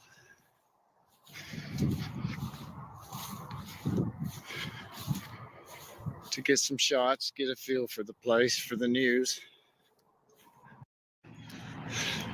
Up the driveway we went. Not nearly aggressive enough. Hello, my name is Mark McClish and I'm with Advanced Interviewing Concepts. Welcome to this video series on statement analysis, detecting deception by analyzing how a person phrases their statement. I'm a retired supervisory deputy United States Marshal. I spent 9 years teaching interviewing techniques at the U.S. Marshal Service Training Academy. During this time, I developed the statement analysis techniques to detect deception in verbal and written statement. Statement analysis is the most accurate way to determine if a person is lying. This is because people's words will betray them. People give us more information than what they realize. The key to detecting deception is to listen to what a person is saying and to know what to look for in their statement. But, pronouns are what they are. You had David Westerfield out in San Diego, California years ago, who was convicted of killing Danielle Van Dam.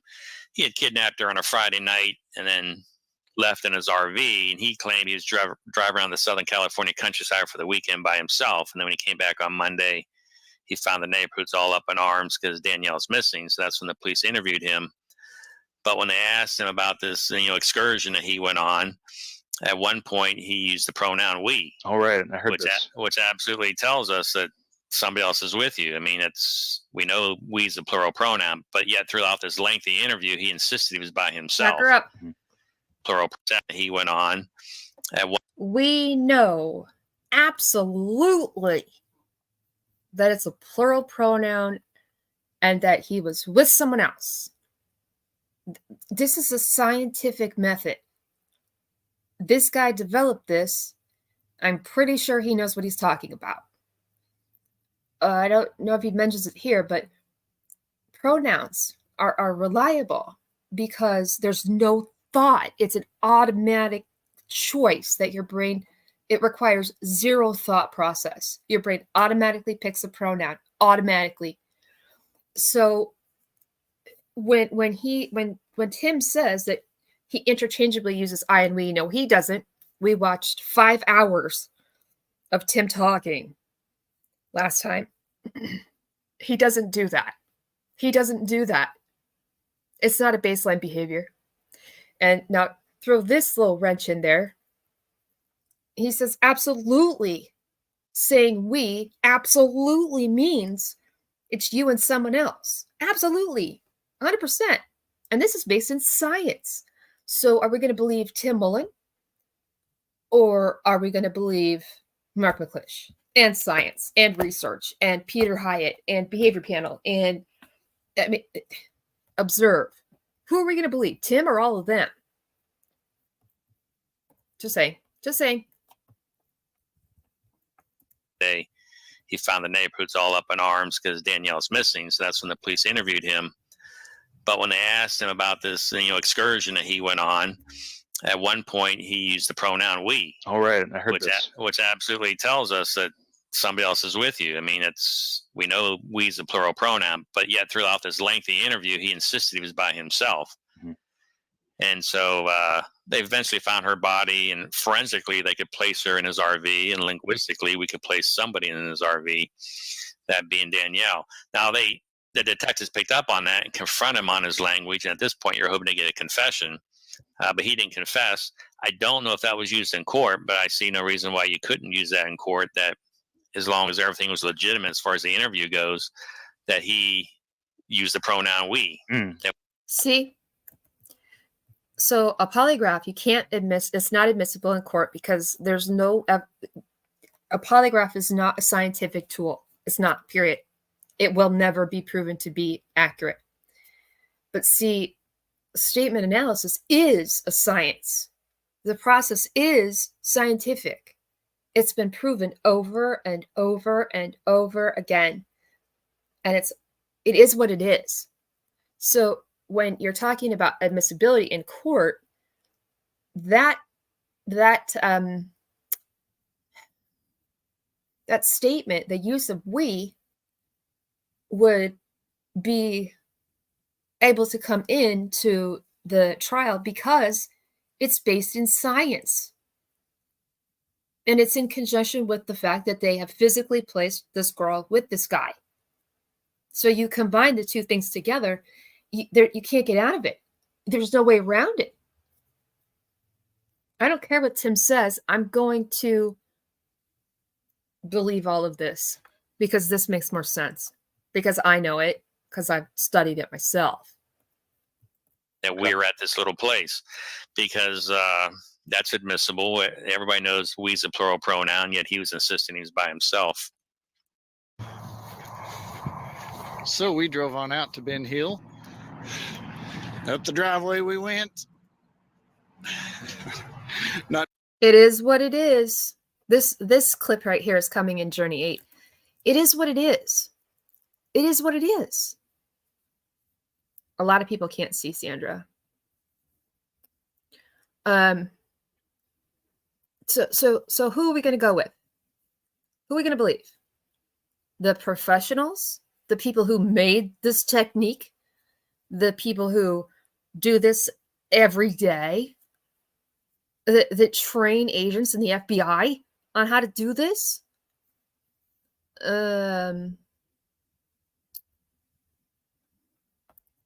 This one? Who are you going to believe? And then Tim says, well, that's how we talk in this area. Everybody talks like this in that area of Tennessee. But everyone I've ever asked, that's not true. Just saying. Just saying. All right. Ready? Let's go. Back to where we were. That's so messed up. I thought she was so pretty. So we get to Ben Hill, and here we are. Here I am. Excuse me. Remember, we tend to say we when we're talking about ourselves in this area. That's a lie. Some say we, some say I, some say neither. The fact that he has to say this, he mentions this in the video, and then he puts in at some point later that little comment at the bottom. Why is he, if this is how he normally talks, then it should not catch him up. Do you know what I'm saying? If this is part of his normal vocabulary and it's been this way since he was a little kid, it shouldn't trip him up again. He should just talk normal. So it's clear to me that he's become very hyper vigilant about the usage of I and we. Hi, Sagittarius. Hi, Stillwaters. You know what I'm saying? Mm-hmm. Yeah.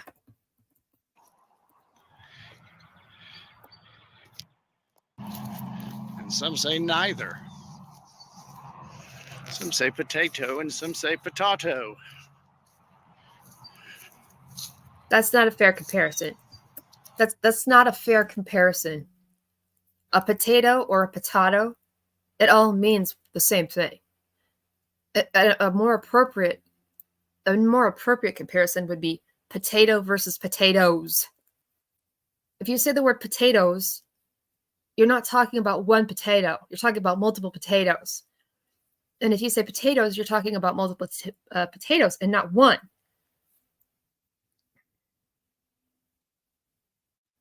I don't care what he says. I don't care how much he tries to backtrack. It is what it is.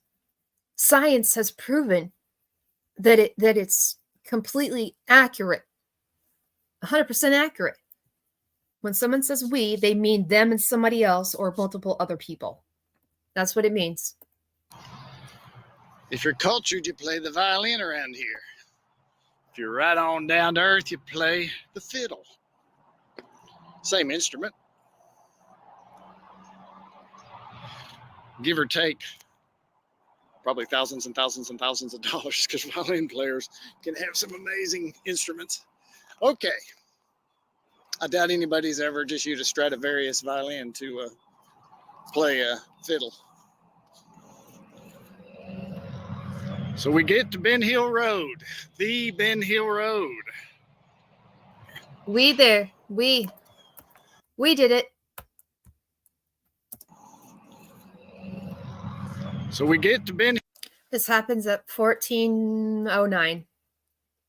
We get to Ben Hill. We did it. Yeah, I know. I think he's got to force that accent too. I believe that too.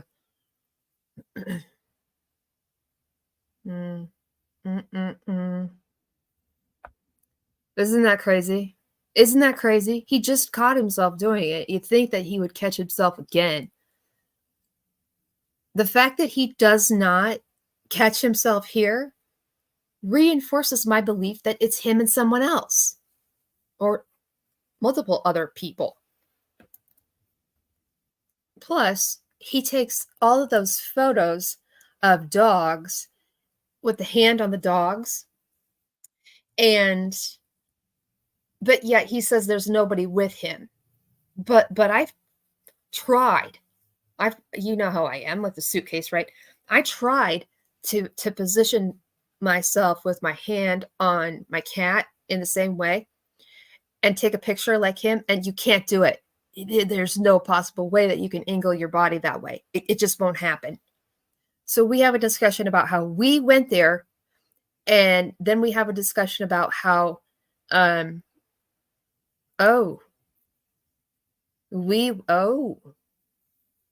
what if it's Robin? No, because he texts her, though. He's got screenshots of her, them texting one another. Find Summers True says, do people with multiple personality disorder say we? I think it depends. Sometimes people with that condition don't realize that they have alters, and others do. And so if an individual is unaware that they have alters, they might not say we because they don't realize that there's alters within them. But if they're aware, then I do believe that they do say we, or they say them if they're talking about like their alters and not themselves. Anyhow, so we go to Ben Hill. We did it. We did it allegedly on the 22nd of June, and we're going to do it again. Ben Hill Road, the Ben Hill Road.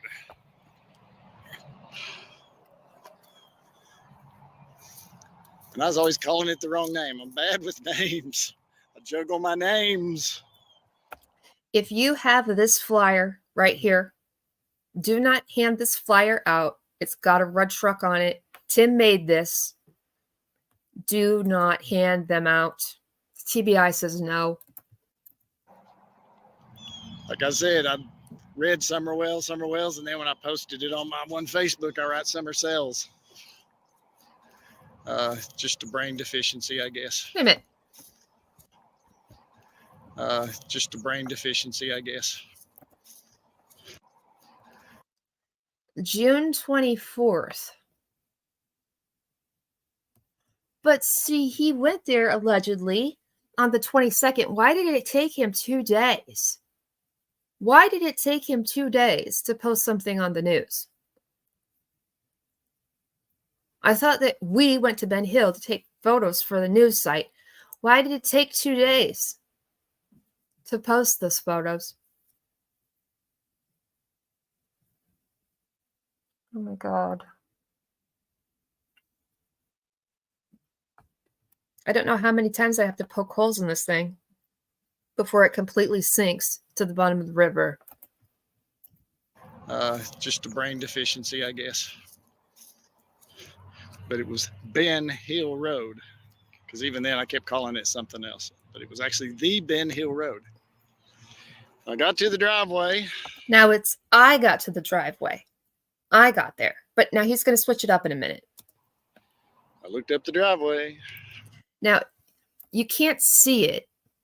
You can't see it unless the little play bar drops away. But in Journey 8, a lot of the photos that he's taken, in the bottom left-hand corner, he has a date listed on the photos. And they're usually from Journey 1. So I don't know how well you can see, but at the bottom left-hand corner of this one says picture from June 22nd, 2021. He's doing that a lot lately. I mean, as of like this forward, he's putting things in areas where you wouldn't typically look for them. Just kind of as a sidebar, FYI. So I got to the driveway and I looked up the driveway. Let's see, he's driving. He's the driver. So his usage of his usage of I here makes sense because I'm driving the car. I'm driving it. But yet we went there. We went there, and then he tells you what he did himself, which is proper for the word I. It's proper. Makes sense. It's the right way to go. Yeah. I said, well, I don't know what I'm going on to. I mean, I may get up there and they scream, get off the property. And all sorts of appropriate terminology to make that happen. I pulled the four-wheel drive shaft out of the car because it had a bad bearing, so I was on the 2 wheels. And I thought, well, let's see what she does. Up the driveway we went. Up the driveway we went. Do you see what I mean? Do you see what I mean? He properly uses I when he's talking about what he himself did.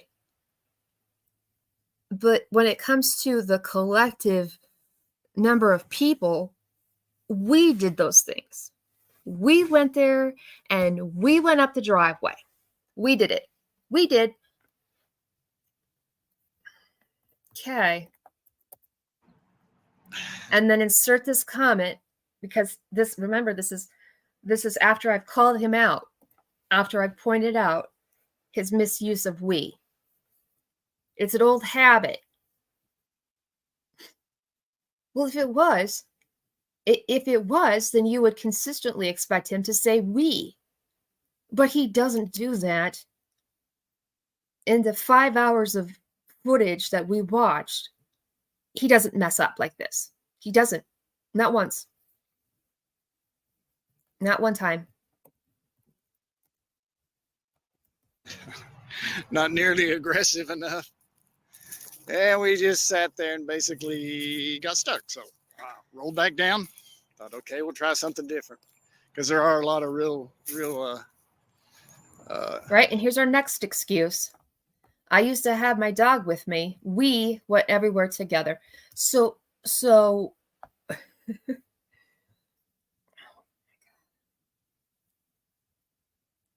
what excuse are we going to go with? Are we going to go with that you see, okay. Let me phrase this. Let me think about how to phrase this the best way. If it was an old habit of his, then the dog wouldn't matter. The dog would have nothing to do with it. Yeah? Because he's always talked that way. That's what he said. You know what I mean?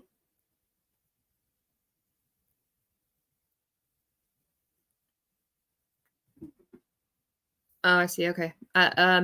Maybe. Maybe. Could be. So if he's had this we thing lifelong, like he just said, like he just put down in the comment there, he said that he's talked like that his whole life. Well, then we don't need this excuse, because this excuse doesn't matter. Either he's talked this way his whole life, or it has to do with his dog. Like, he consistently comes up with excuses to try to write off the misuse of we. If it's normally how you talk, then it shouldn't cause you to pause. It shouldn't. Does that make sense? So is he using we allegedly because he's done it forever? Or is he doing it because everybody in the area does that? Or is he doing it because of his dog? We've got 3 different explanations.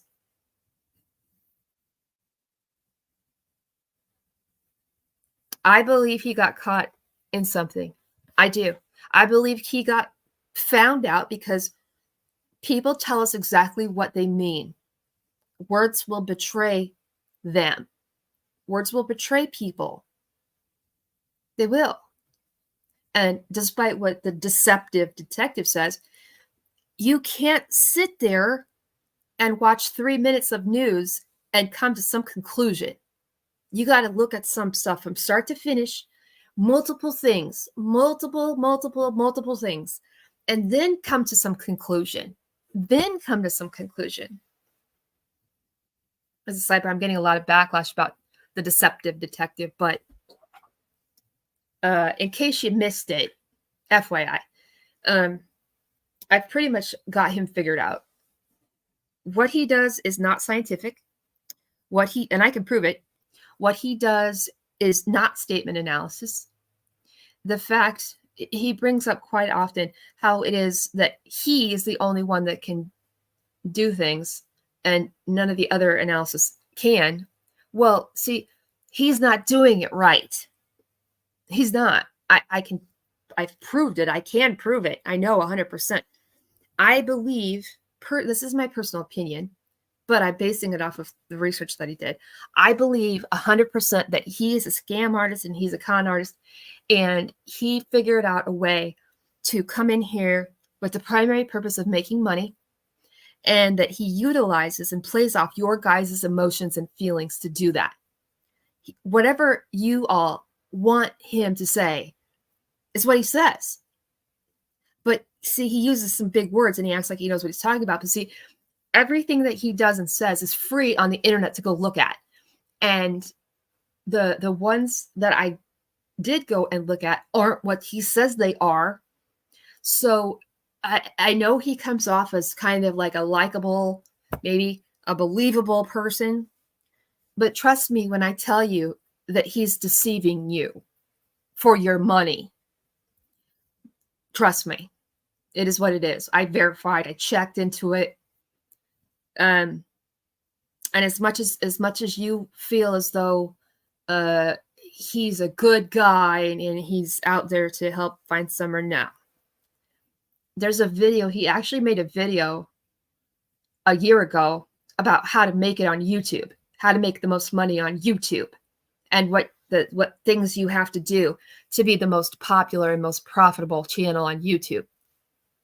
And fast forward like 6 months later, and he starts saying he's this statement analysis person. Just FYI. Just FYI. I can't tell you not to watch him. I can't tell you to unsubscribe. But what I'm telling you right now is because I'm concerned for your wallet. I'm concerned for your mind. I'm getting concerned that he is going to plant seeds that are wrong. So don't, whatever he's telling you, the first thing that you should consider is he telling me that because he knows that's what I want to hear? That's the first thing that should come to your mind. Is he telling me this because he knows it's what I want to hear? And if you're on the fence about that, and then he talks about money and how you are helping him with his channel or sponsors or where, when he indicates to you that it's because of your supers and your memberships and you buying that stupid playing card thing, which don't buy, please. See, he tells you what you want to hear. He tells you what you want to hear, and then asks for your money. Nothing he does is scientific, which is why nobody else agrees with him. So I can't tell you where to go. I can't tell you not to like him, like a unsubscribe thing, but word of warning and word of caution. There's motives behind what he's doing, and I don't want you guys to get tricked. There's so many people who believe his stuff, and it's just a bunch of shit. So anyhow, back to Tim. Geographical valleys and mountaintops on the driveway. And so we tried again. Let's do this, baby. Got a little further, but not quite. So then I had to size the valleys in the mountains up here. Sometimes you're in the valley, sometimes you're on the mountain. And saw the area that I thought I might be able to get up. So we gave it full force, cut the angles. It depends. And boom, made it to where. It depends. So Sherry says, so we means the puppy dog was with him all the time. Maybe. That's one of his excuses. Another one is that he just talks that way and he's talked that way the whole time. And then the third excuse is that that's how everyone in that area talks. So yes, what you have said here is one of three excuses. None of which I believe. Where it starts to level off. Comes around the bend. And there's that house. Wow. It's so interesting. He says in a little bit here, he's going to say that when he gets out of the car, that he doesn't bring his camera because he doesn't think that that's a respectable thing to do. But he's got an awful lot of photos there. I mean, he even takes a picture of their door. For fuck's sakes. I'm always, pictures can show stuff, but in person, it's like trying to take a picture of the Grand Canyon. Doesn't work till you're there in person. They do a lot of outdoor concerts here. Hello. Came around the bend and there was the house. And then the driveway does a split right there. You go to the right or kind of still go forward, but it was all up. And I thought, this is far enough. Okay, I want to point something out. So I kind of pulled. He pulled. So I want to point something out. In this video and in Journey 1, he exits his vehicle and every time he takes pictures, all of his windows are up. So if you have a dog in the car with you, then you're keeping that dog in your car for like half hour, 45 minutes, or an hour with the windows up.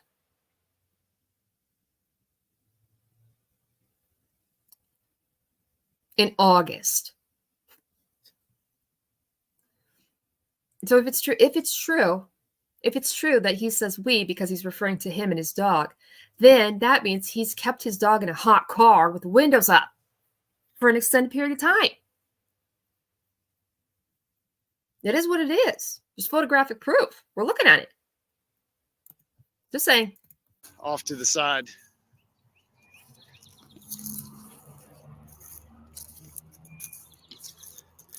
And I thought, well, I'll blow my horn. So I blew my horn. Beep, beep. Maybe beep, beep, beep. Maybe beep, beep, beep, beep, yeah. And that way they might know I was there. I didn't see anybody. Got out of the car. And all of a sudden, here came some inquiring dogs. I remember, I think at that point I'd heard how evil and wicked these people were and tormented their animals and, you know, hung them by their toes or something, you know, who knows. There was constantly stuff like that going on. But hey, I'd never been there for all I knew. You know, who knows? Well, these dogs came up, checked me out. I've never been there before. For all I knew. I've never been there for all I knew. Yeah, his dog's supposed to have passed away months and months before this.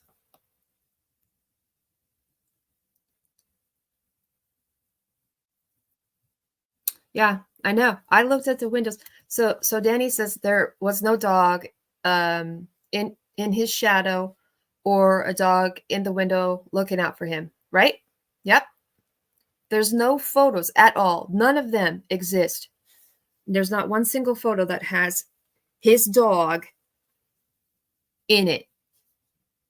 Which means that if the dog was there, then he would have had to keep the dog in the car with the windows up. With the windows up for, well, the first day it was mid-June. And he had that car parked there for like an hour with the windows up. So if we're going to believe that he uses the I, we, because of his dog, then that means that, in my opinion, people that take their animals in the vehicles whenever they go somewhere, I don't really appreciate that. I don't. Even if you crack the window, it's just not all right with me. I don't like people that drive their animals in their vehicles and just abandon them in parking lots while they like grocery shop and things. Just keep them at home where there's air conditioning or something. But to keep an animal in a hot vehicle with the windows up, in my opinion, is animal cruelty. It is. I believe it is. I do. Just like keeping an infant in a car with the windows up in summer. It's the same thing. You're endangering the life of your animal. So if we believe what he says about the dog, then that means that we have photographic evidence of him doing that. And therefore, from my point of view, from my definition, I would say that he abuses animals. What other conclusion can you come to? I mean, really. I'm just tossing that out there. I know. I leave notes and I call the police too. Whenever I see that going on. So if we believe that he does that because he had a dog, then he abused his dog, in my opinion, by leaving that dog in a hot car with the windows up. So it is what it is. See, this is what happens when people mess up and they try to talk their way out of it. They try to backpedal. They just make it worse. It's like if you get stuck in a snowbank and you just keep trying to put your car in drive and floor it, you're not going to get out. You're not. You just can't. The more that you try, the worse you're going to get stuck. Okay? For those of you who aren't familiar with dealing with lots of snow. If you're stuck in a snowbank, what you should try to do is put your car in, depending on which direction it is, to put it in drive and then in reverse and drive and in reverse to try to get the back and forth momentum. That can help you get out. But to sit in one spot and press the pedal down, you're digging your tires into the snow further, and you're making it almost impossible to get out. So here we have him trying to get out of something with his misuse of we. He says he's doing it for the dog, but you see what he's done is he's placed himself in situations where he's leaving a dog in a hot car in the summer with the windows up. It's made it worse. It's made it worse for him. I'm telling you, I swear on everything in me that there is a situation with the we. I swear it. It's my gut feeling. My gut tells me there's something wrong with that. And the fact that he has to come up with multiple excuses tells me a whole lot that he feels the need to repeatedly try to explain away that. Just saying. Anyway, let's go. You know, who knows? Well, these dogs came up, checked me out. I'm a dog person. I let them smell my boots, you know, all that, the dogs. And they decided, hey, he's all right. So I thought, okay, this is good. I like dogs, and these dogs are nice. So they weren't, they didn't seem scared to death or beat to a pulp. They definitely hadn't been starved to death. So looked okay on the dog part. Just that initial getting out of the car. Okay, I'm going to see what this says first, just to pause a second.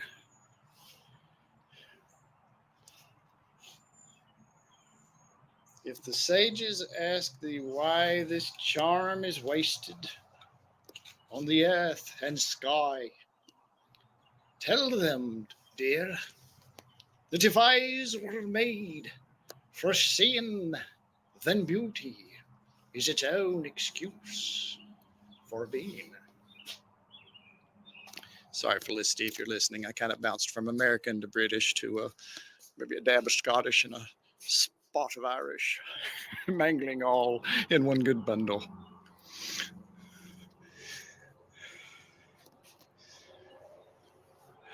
Okay. I'm going to share this. Let me get it back up to you.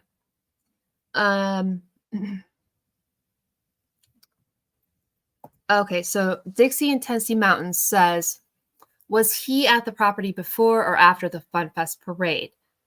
Well, he went near the property before, but he actually drove up the driveway afterwards. So he supposedly went there June 22nd, which I call bullshit. And then allegedly doesn't go there in July. And then it's the end of August that he says it's the second time he goes back. And that's when he actually says he goes onto the properties. But he lies. There's a lot of lying happening here. Sandra says he tries to correct himself. Absolutely. 100% he does. Because it wasn't until I called him out on this. It wasn't until I called him out on this that he started backtracking on the situation. So if this is how he normally, if this is how he normally talks, then he shouldn't have a situation with this. There should be no reason to come up with multiple excuses. I know everybody says he's weird and creepy. He totally is. Beyond that, but furthermore, he's dangerous. He's dangerous. He's a dangerous person, in my opinion. My opinion, he has an unhealthy obsession with summer. And I base that off of research that I did. The National Center for Missing Exploited Children says that his behavior would indicate a very unhealthy and dangerous relationship to Summer. Not my words. At the risk of sharing something special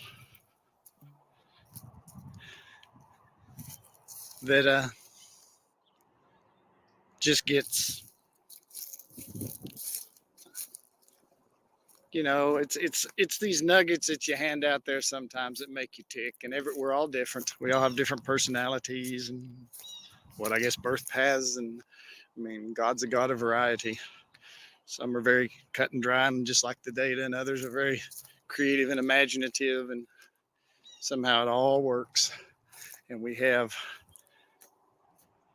everything function. And sometimes you have artists, and sometimes you just have guys that are awesome engineers, and so. Okay, so Miss Chewy says that she's met him.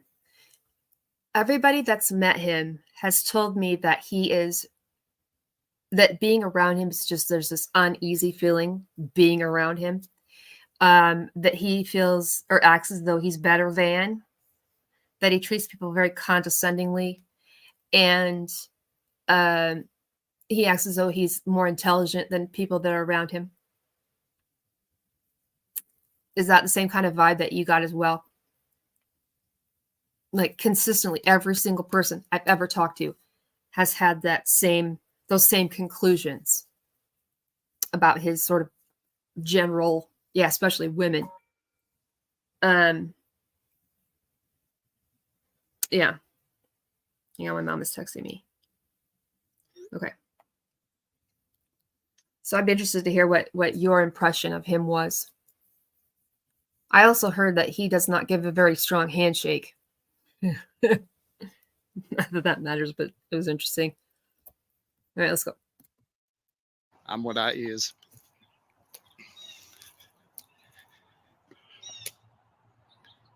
I see, that's pretty. Mm-hmm. Okay, it's coming right now. When I got out of the car. Right here, we're going to have a problem. This is where we're getting to the point of a breakdown. Okay? Just so you know. Not knowing. Den of iniquity. If I was entering, a den of iniquity. A den of iniquity means a dead fish a handshake. Yeah. A den of iniquity means that in this context, that he is questioning whether or not he has to lower his standards. That perhaps that this location is trashy, junky, that kind of thing. It's just like, oh my God. Just so you know. So here we go. Though I'd had my couple experiences there. Boom. Boom. There we are. There we go. Whoopsie. But you see what happens? Do you see what happens when he is talking, just when somebody is just talking and they're just talking and talking, if you just let them talk, their words will deceive them. That's why in statement analysis, when you're looking and analyzing someone, you have to listen to the whole deal from start to finish until you can come to a conclusion. Because one thing in and of itself doesn't implicate anything. One situation, one slip up, one error does not in and of itself indicate deception. You have to have a pattern of stuff in the whole context of things, which the deceptive detective completely ignores that concept, which is infuriating. So see, he's trying to say that when he talks about that he's had a couple of experiences on the property, he tries to say, oh, actually what I meant was the prayer vigils. It's not at all what he's talking about. It's not. Here we go. I see, that's pretty. When I got out of the car, not knowing if I was entering, a den of iniquity, though I'd had my couple experiences there. This happens at 21 minutes and about, let's say, 21:18 in Journey 8. Yeah, isn't that nice? Isn't that nice? Yeah. So if we were actually doing a proper statement analysis, we would make a notation of that right there. And then we would move on and we would listen to the whole thing, and then we would come back and revisit that. But see, we already know, because we've listened to him enough before this, we already know that he's told us that the title of the video says the first time he's been there. The title in of itself says first time at the Wells house, but yet his words say that it's not. The words will deceive you. Your words will catch you in a lie. They will, and they have, and they are, and it's showing.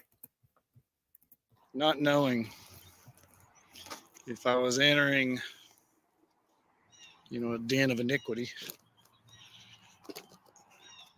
though I'd had my couple experiences there. It didn't seem bad, but I mean, this is the location where this happened. I mean, that was heavy. All of a sudden, he is talking about Ben Hill. He is talking about the property. There's no two ways about it. That's what he's talking about. It is.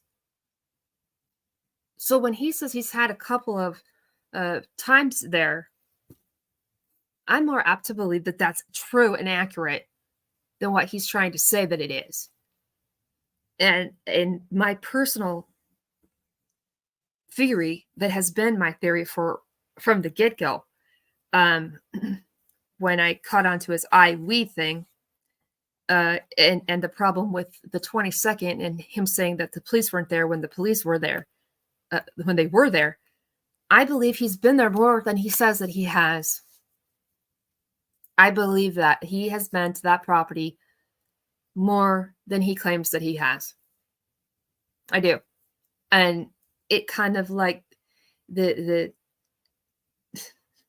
he himself. Okay, so in statement analysis, rule number one is you're supposed to begin with the presumption everything that you're hearing is the truth, and that the person has to convince you that it's not.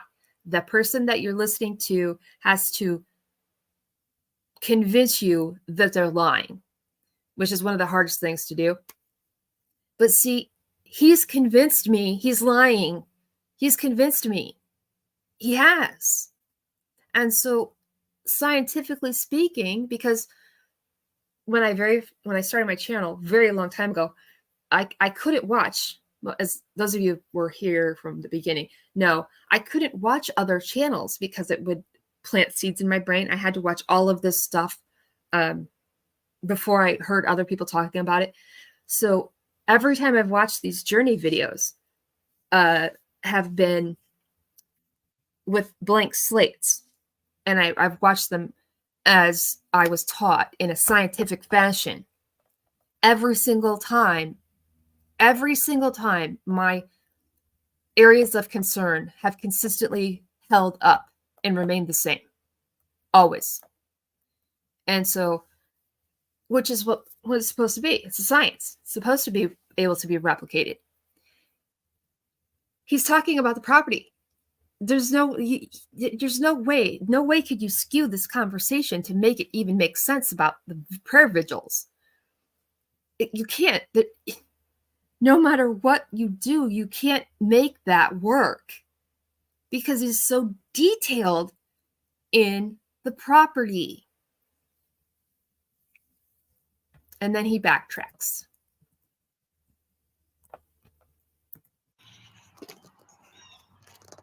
So he talks about getting there and getting part with the driveway and parking, and he sees the dogs, and he's questioning if he's going to enter a den of iniquity, though he had a couple experiences there before. What does that have to do with a prayer vigil? Nothing. Absolutely nothing. I'd had my couple experiences there. It didn't seem bad, but I mean, this is the location where this happened. I mean, that was heavy. All of a sudden, it's like, this is where it happened. This is where she disappeared. You know, it just all starts coming to you kind of fast. So I'm not going to put it all into words, but it's all the above comes out of you at the same time. Now, here we go. When you pull up and see the house, and especially when you've been a part of the website so much, and been at some of those times where you've seen the. So this is the point in time in number that it takes a while, but the point in time where my red flags started waving was this video with regards to how he talks about the property and how he talks about Summer and his fantasies and things. This is where it really starts to show. This is where that comes in, that parasocial thing that we talked about. This is where you're going to start to see that going on. It's going to happen in front of your face in real time. Keeping that in mind, we just watched those two things that I made. We had Sandy look up the definition of parasocial. There's this belief that you have some relationship with something or someone, and it's not a reciprocal relationship.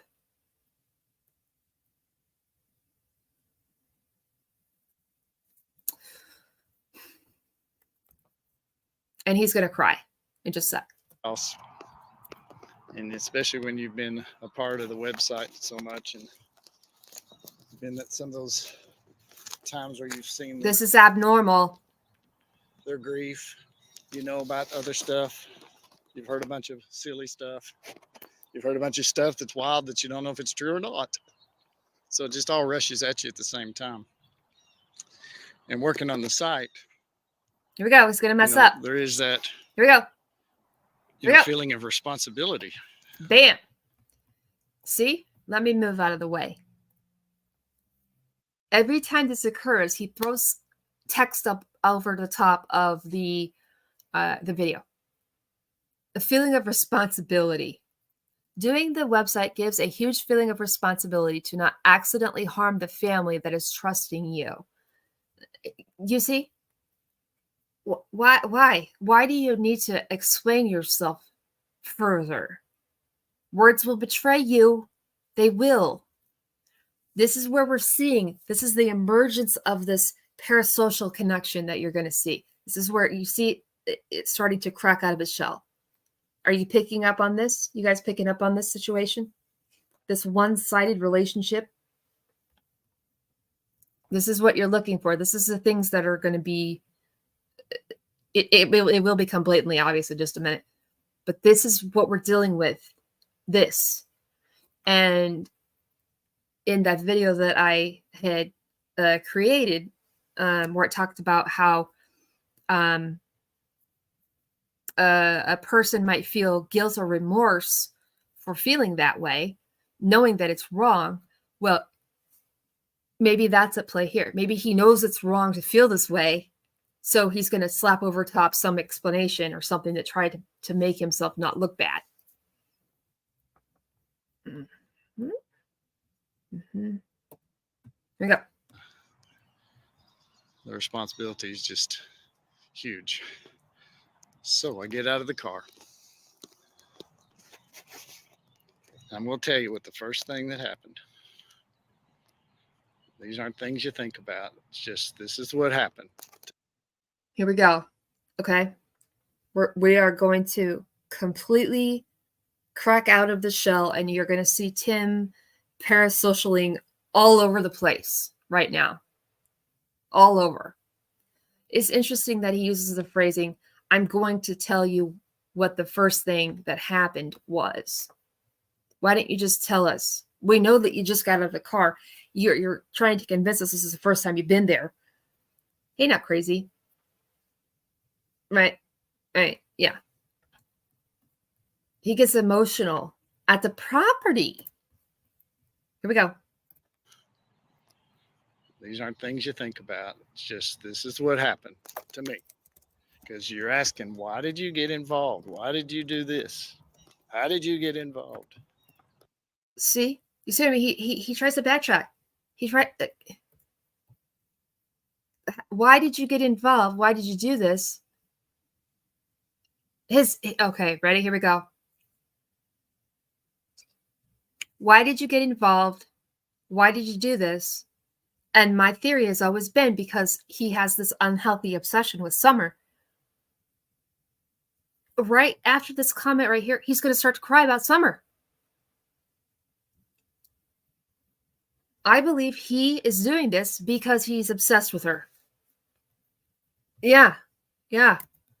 Sandra says he is fangirling the Wells. Yeah, right.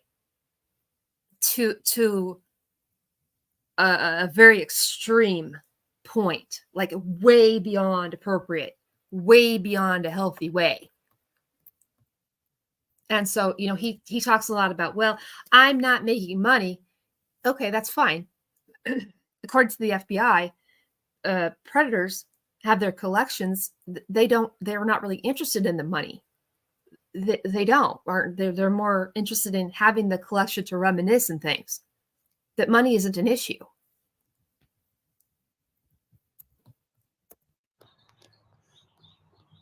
When I got out of the car, you look up the grass, it's a sloping yard that goes to the house. Driveway on your left and right, looping around it. And I'm at the base of that where they split. You can look at the aerial shots, or you can, the drone footage that we took, or on a map. It's right there where it splits is where I was at. And I got out of the car, looked up at the house, and the first thing that just suddenly came to me was this little girl running down through that yard yelling, "Tim."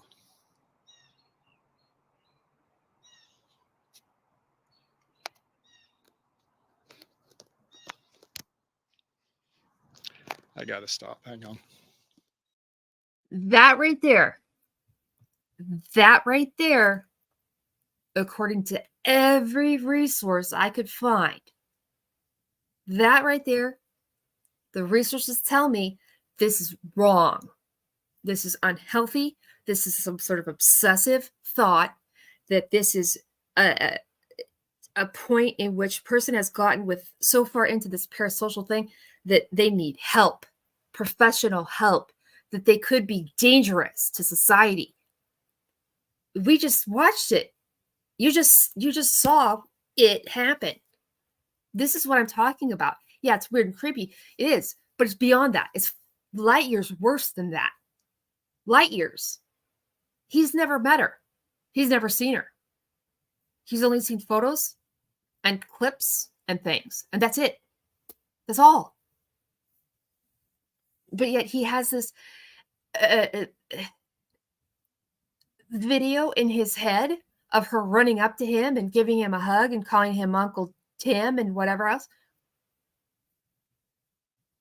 The FBI, the National Center for Missing and Exploited Children, the Polyclass Foundation, numerous resources along those lines, they all say the same thing.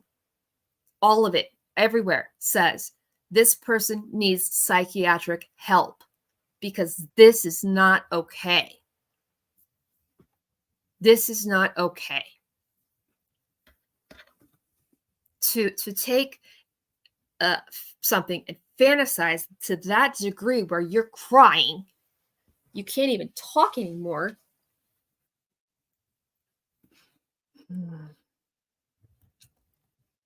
Amy Lou.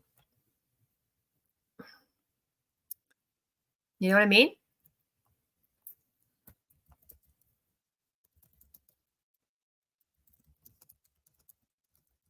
I want to look something up here. Let's see if I can get it done really fast without taking up too much time.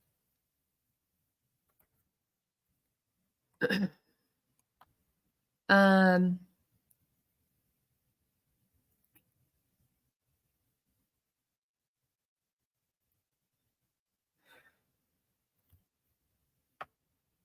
just a sec here.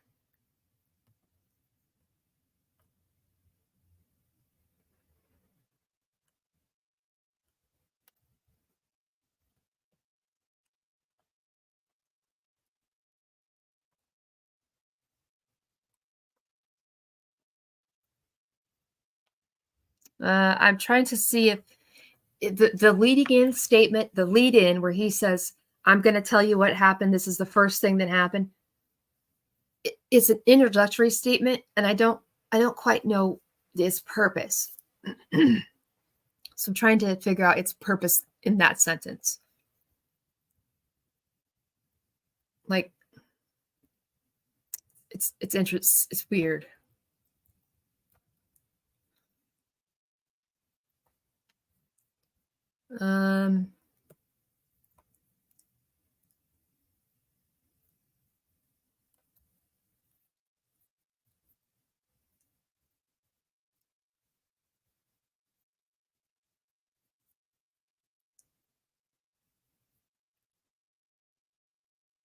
So I'm looking at one just random website here about statement analysis, and it says one of the things it says here is about active listening.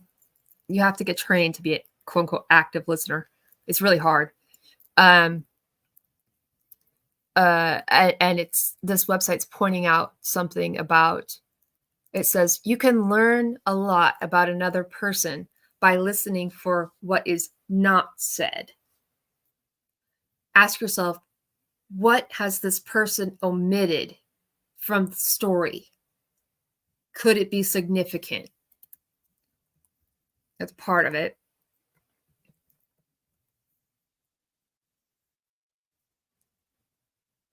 Oh, that's fun. Okay, so this sidebar regarding the deceptive detective, this thing says, making hasty assumptions or jumping to conclusions can be dangerous. Assumptions are usually based on knowledge of yourself rather than knowledge of the speaker.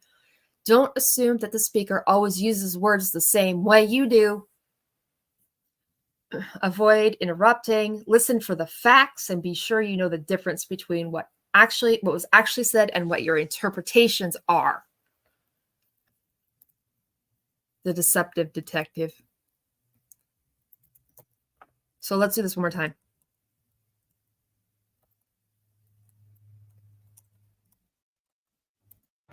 And I'm at the base of that where they split. You can look at the aerial shots, or you can, the drone footage that we took, or on a map.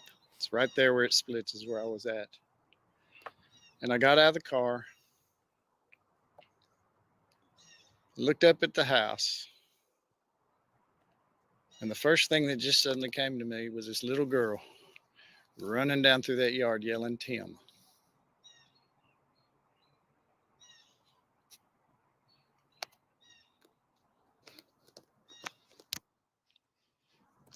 I gotta stop. Hang on. Now, there have been a few people challenging me about this. So I'm going to speak real briefly about that. There's a difference. So if the news came on and they said that they found Summer's body, I would probably cry, because that would be a sad thing, and I have so much empathy for children, and I hate hearing about children that are hurting and harmed and abused and killed. But see, the things that he is crying about aren't things that are real. They're not. It's not.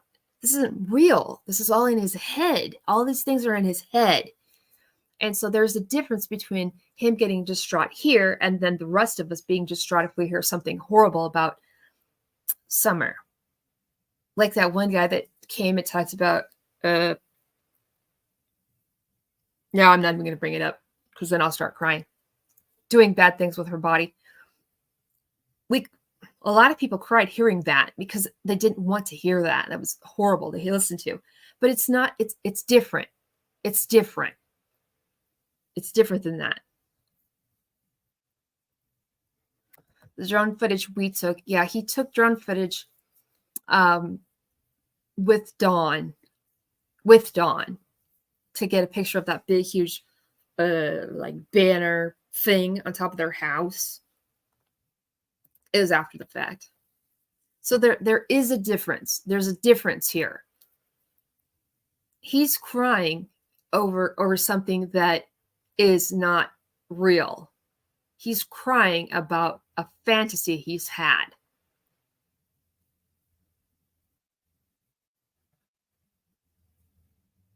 And according to every resource, parasocial, Google it's a thing. It's a one-sided relationship. It's unhealthy. It borders in the gray area of becoming criminal. This person can become dangerous. They need help, psychiatric help. It is what it is. It is what it is. To develop this strong of an emotion based on a photo, you've looked at pictures and you've come up with something in your head. You've come up with a fantasy event in your head, and now you're crying about it. No, that's not okay. That's not healthy. That is very much unhealthy. And it's definitely, there's a problem with the thought processes going on there and stuff. It is what it is.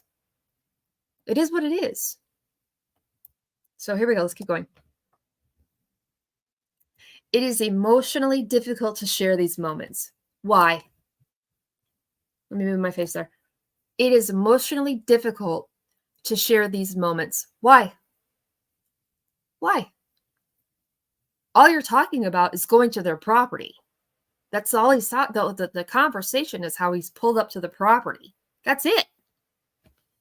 Now, if I went there and myself, if I went to the property, I'm sure I'd probably have a feeling of kind of like sort of a disassociative feeling, like I can't, like eerie, I guess would be the best word. I would feel that this place was eerie, to know that that Summer had been there for a long time and that she's not there anymore. That would be the feeling that I would get, but I wouldn't sit there and start instantly crying my eyes out, or instantly think about her running up to me and hugging me and being like, "Oh, I miss you so much, Aunt Angel." That would never ever come to my mind, ever. Ever, ever, ever, ever, ever. Not once. Stillwater says he's completely blurring the lines of reality and fantasy. Yes, he is.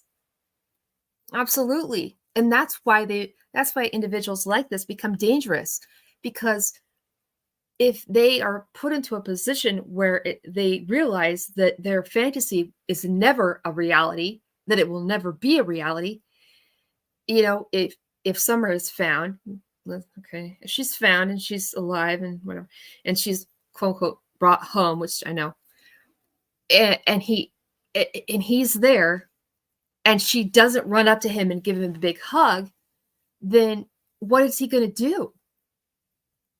He's good. That's dangerous.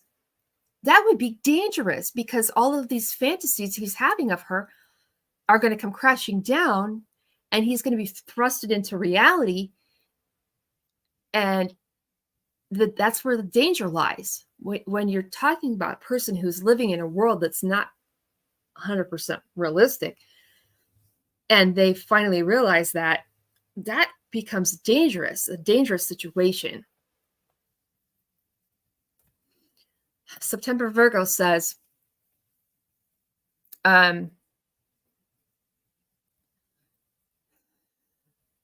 I can only say that I have seen him only one time, and it's a very short visual of Tim in that said video. Wasn't enough time for him to cry in that. Exactly. Right? Seriously, he cried so quickly. It doesn't make sense. It's so messed up. Do you know what I mean?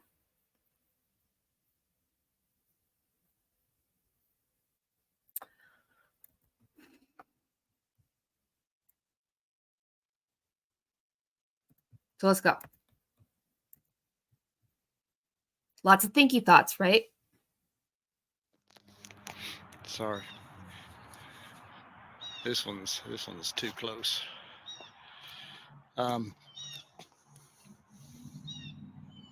So that was like the first, just pretend it's like your brain has a photo camera attached to it. That was like my first video clip or something that just suddenly happened. And it was like, whoa. The text says, it was like the case was over. Summer was back home with all her family, and I came to visit, and there she is. This is not healthy thinking. It is not. This is parasocial thinking. That's what it is. Let me pull this up from Sandy. Parasocial means a one-sided relationship where one person extends emotional energy, interest, and time, and the other party is completely unaware of the initial person. That's what parasocial is. It's exactly what he is. That's what he's doing. He's got a parasocial relationship with Summer. Who thinks this? Who thinks that this is going to happen? She doesn't know him. She's never met him. And quite honestly, if okay, work with me. If she actually was abducted and she gets returned home, the last thing she's going to do is run up to a stranger again. If she was abducted by a stranger, she's not going to run up to another stranger, because the first time she did it, she got abducted. Oh, dear God.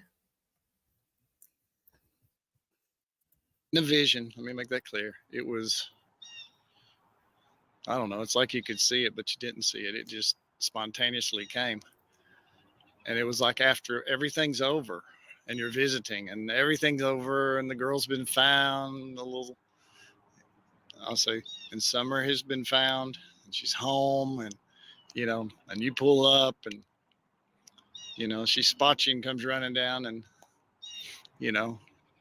yells your name, but it was just quick and brief. But she has never met you, Tim. She doesn't even know who you are. She's never had one thought about you. She's never cried one tear for you.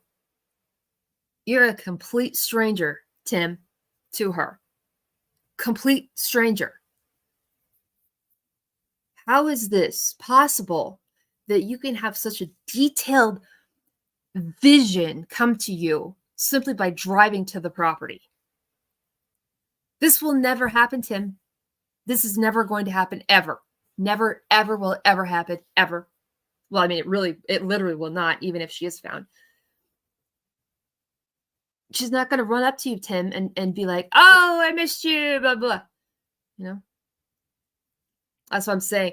Elizabeth says, Angel, how do you know he's never met her? We really don't know, do we? Exactly. That's exactly my point. That's exactly my point. That's what I'm saying. That's why I keep calling it out. All of these ways that he's discussing things. It's either he knows the Wells from a long time before, or he's got some serious psychiatric problems. If that makes sense. But it just that was part one of showing up at the house. So then I walked on up, I think I walked up the driveway on the left there.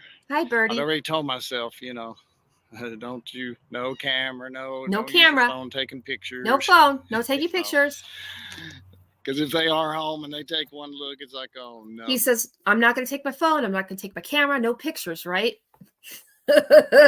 Who's this? Oh, he took a picture. Yep. He's taking a picture of the shed, and all that stuff. Because that was still pretty fresh. So I made a point. If they were watching me, I wasn't going to do anything like that. I just wanted to go up and hopefully they were outside, but I got up toward the top, myself and the dogs.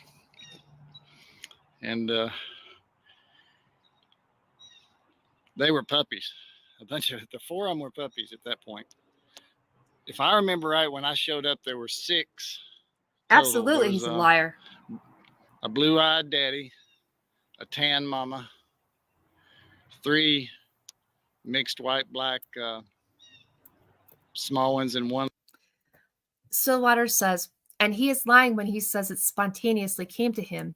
He's been dreaming of this, fantasizing about this, scripting this. I believe that too. I do. I honestly do. I really do. I've tossed around whether or not they've known, the Wells have known him beforehand or not. But if they didn't, if he's actually never met her for real, then I'm going to toss out this theory that he saw her photo and became interested in her because of her photo, and that's why he jumped on the story, and that's why he wanted to get involved, is because he wanted to get as close to her as possible, and that would be via her parents and her siblings. That's as close as he can get to her right now. And that could be the explanation, the answer as to why he got involved, is because he saw her, he had whatever reaction to seeing her picture on the news or whatever, attraction to her. And so he decides he's going to go and document this stuff. And in order to get closer to her, he's going to befriend the family and control things and stuff. Just tossing that out there. Just tossing that thinky thought out there as a possibility. Mm-hmm. A little teeny tan one. It was kind of more separated, rolling on its back and its little old fat belly. You know, they all could.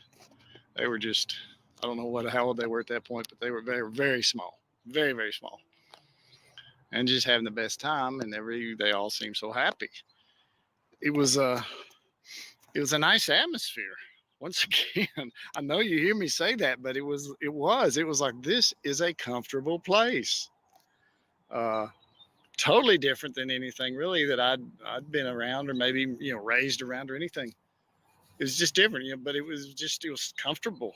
I didn't feel, once again, I wasn't feeling any horrible, terrible feeling. I guess you can't when you have all these little buddy dogs being so fun. Well, I knocked on the door. I'll back it up here in just a second, not crazy. He didn't take his camera. He didn't take his phone. He wasn't going to take pictures, right? Right? What is this? What are we looking at right now? Not to mention this, whatever he's doing with his hand down here. I don't know if he's waving high or he's putting up the number 3, or I don't know what's going on with that. But he just got done saying that he didn't take his camera and he didn't take his phone because he thought that was disrespectful. Then how is it that he's taking a photo of the front door? Front door, right? The back door. He said. That's what he said. He said no, he didn't take his camera. He didn't take his phone because he didn't think it was right. But yeah, here we've got photos.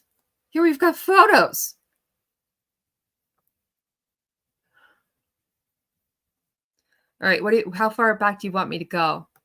Oh yeah. He, in the initial post, he said, he wrote summer cells.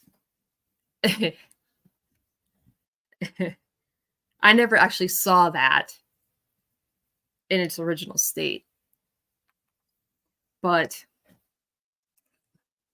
they were home. That's the thing. So it's like he says he didn't take his camera or his phone to take pictures, but here we have a picture. We're going to end up with multiple photos.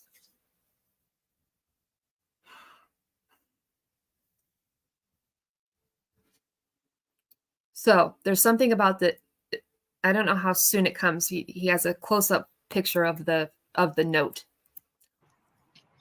Just once. Knock. Just a few times. And I thought, you know, they could be asleep.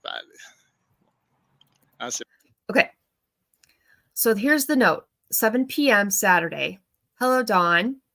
Just stopped by for a hello, heading around, put up signs. This is Tim Mullen, Robin's friend, do website. All those little puppy dogs. Dawn, I don't know. All those little puppy dogs, something. Done, stole my heart, especially that little one with the big ears, Tim. So, question number one. Why didn't he leave his phone number on the note? Or an email?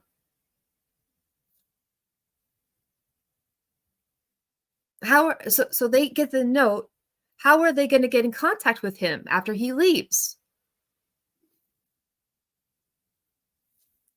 Why would he not write his phone number down? Why would he not write his email address down? He wants to get in contact with them. He feels that he's got this responsibility to do so. But he leaves them with nothing. He leaves them with no way to get a hold of him. Mm-hmm.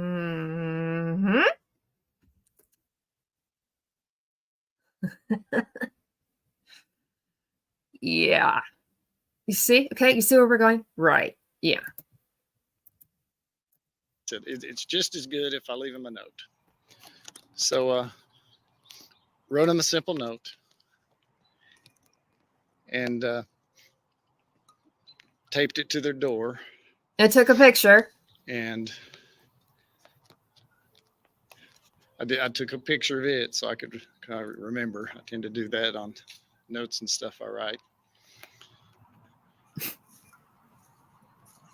And I think it's when I was writing the note, I went over and I put this little torn piece of paper I had on the pickup truck.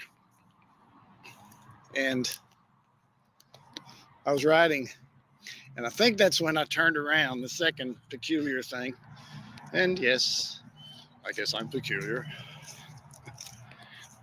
You see how he tries to laugh it off?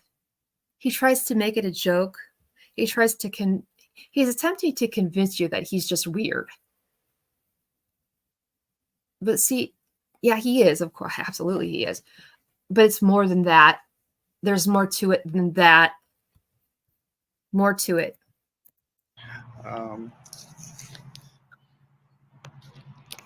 turned around and I looked, and there was this little tan puppy laying on its back, its fat little belly. So here comes the hand on the dog situation. Teeny little thing.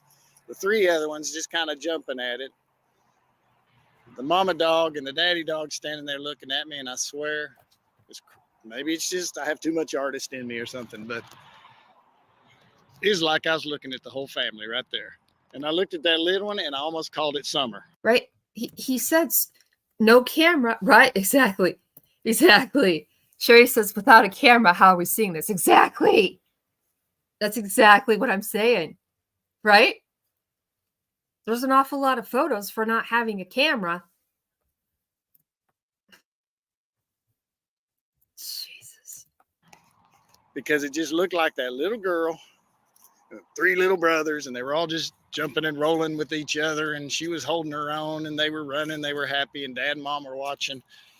And I'd already done so many pictures. I guess maybe that's what triggered it. You know, working on the website, putting up their pictures, I knew their faces. And that male dog had those blue eyes, and it was like, that's Dawn. And then the tan one over there, and it's like, well, that's Candus. You know, and then the three little black and white ones were the sons, and little and holding her own was Summer. It was literally like looking at the family. And once again, just a good feeling, nothing bad. Nothing felt bad at all. And you may say, Tim, man, you are vulnerable. No, I've been around, you know. Good grief, I think I'm older than just about everybody that was a part of this case.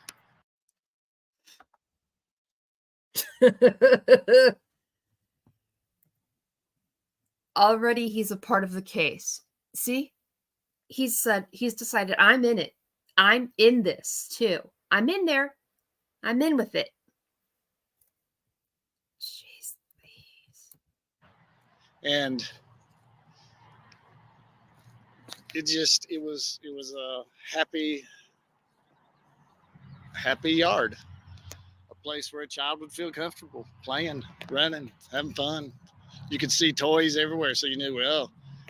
Now, Cam and Allie went there, right, and took all that video footage and stuff and those pictures and things, and they have said repeatedly how, yeah, the toys were all over the place, but they were like broken. There was like junk everywhere. What he's describing makes you feel like it's like the toys were not in disrepair, but the way that Kim and Allie describe it, it was more like it felt like a junkyard to them. That's how they described it. But if you're looking at this place as like an altar, because that's how he acts, he's like, this is an altar, right? He's worshiping Summer. It's going to look different to him. Mm-hmm. Yep, these children were being children for sure. And so that's what it was. This is a neat mansion. It's actually a city park now. The city bought the place. The property is, of course, scaled way down, but a lot of people have weddings and things like that inside the mansion. The reception's in one of the barns.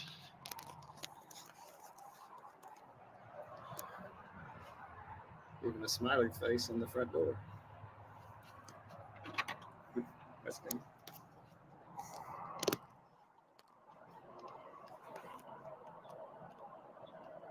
Wow. It's been a while since I'm gonna present this question. I'm just gonna pose this out there, just kind of on the fly here.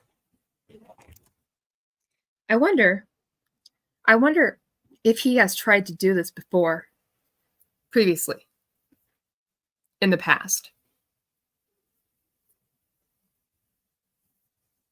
I wonder if he has had some unhealthy connections to children previously and tried to make contact with their parents and had been shut down.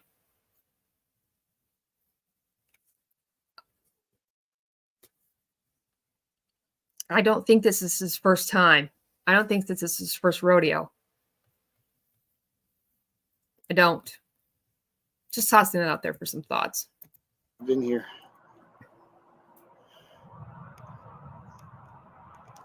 I videoed a ladies club here once. Probably got some pictures of the inside of it. So that was the first thing, was feeling like Summer running down the yard and it's all over and she's happy and everybody's happy and the end of the movie is happy and everybody has their Kleenex and they're happy and I gotta play it down. I'll get too serious if not. Next was the happy dogs, all the way to where the 6 of them looked just like the whole family. And I had that little one rolling around, grabbed my heart. It just, I don't know why. You know how a little dog will do that, especially if it seems to be the runt, and it was definitely the runt. And I thought it was a she. It actually turned out to be a he. And I had to pop my camera and get some shots of those dogs. I did it real fast, and they're kind of out of focus. Even though he didn't have his camera. Remember? He didn't take his camera. Hi, Deb. But I did end up giving them to Dawn and Candus. Just saying, hey, this was my first impression of, I saw your whole family in dog form.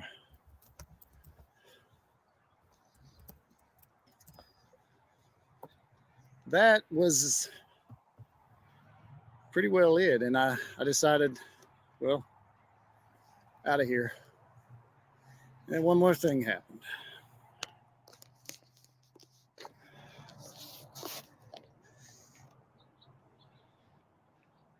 Need to pick a different spot. Yes, he did try. Here, just a second. And she was like, no, thank you. Anybody need to rest?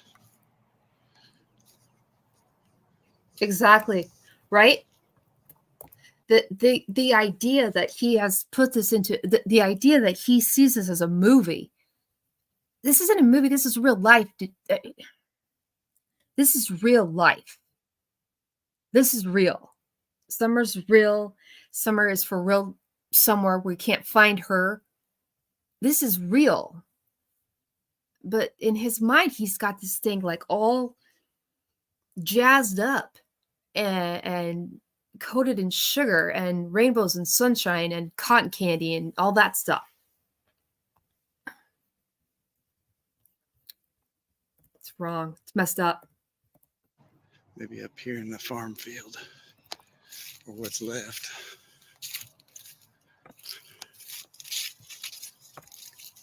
Still kind of looks a little like it.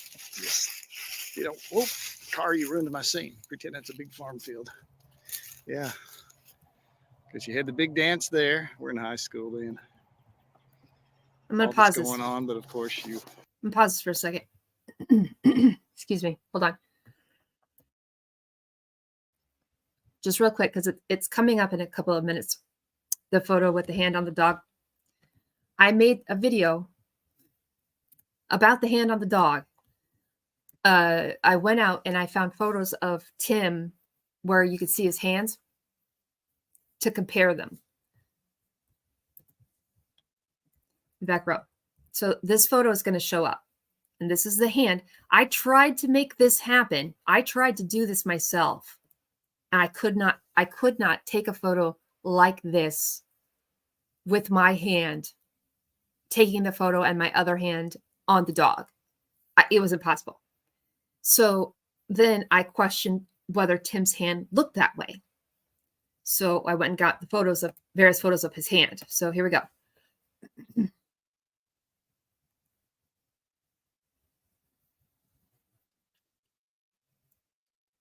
This is the original photo. Okay. Here's his hand right here. This is Tim's hand. Then I got another one. Okay. This is Tim's hand right here. I'm going to zoom in on it. There's this, right? Dog. There. This is the photograph that he says he took on this day. No one else was there. Nobody was there. Just him. Just him. But yet he has this photo. Make it make sense. Make it make sense. The boys were already taken away by this point because we're at the end of August. Only Don and Candus were home.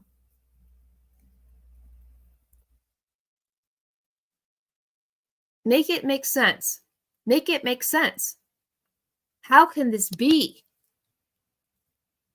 So when we in a several minutes, when the journey 8 keeps going, you're going to see this photo come up. Keep in mind this hand right here, because this is Tim's hand.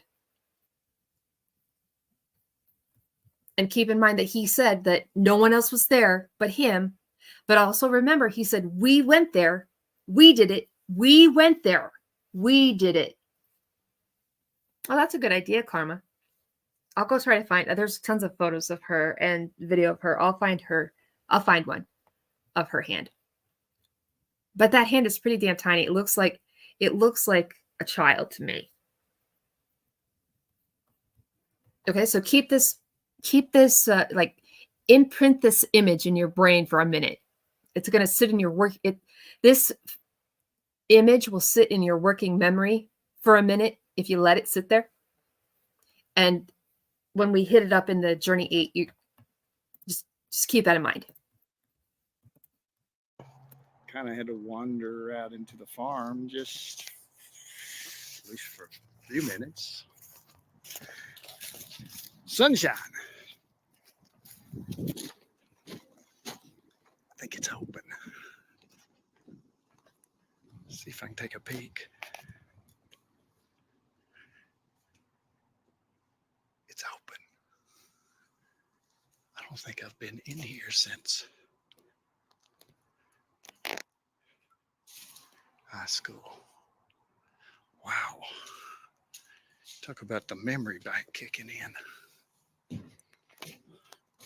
She was gorgeous. Wait, I did come again. Because when I was in my early 20s, we had a sound thing we did where we came and did the dances. When I was younger, I was in a band, but this was, spin the records. Yeah, we came. I remember now. Sinking ship sound. Go down with the ship. That's the last time I was here. Wow. I don't remember that. If it'll focus. My goodness. Yeah. Wow. Mike and I. That's what we did for a season there. We were everywhere doing the dances. I kept the lights boogieing to the music, and he did the music DJ part. We didn't DJ then. You just kept the music going, and you said, well, let's get them dancing. Okay, let's get them slowing down. Okay, give them a while to smooch. Wow.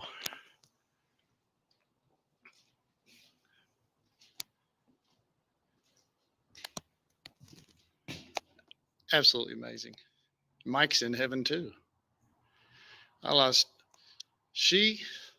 Mike, and then my best friend that I had from junior high into college. We even did a little business stuff together for a while. All three of them passed away in their early 50s. My three main friends down here in this area of Kingsport. Hold on a One second. from a liver situation. Just a minute. Okay. You talking to me?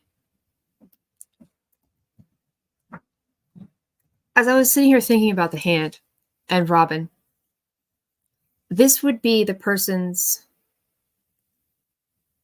right hand, right? Right hand? Yeah. I've taken some pictures of her hand in the video with Chris McDonough.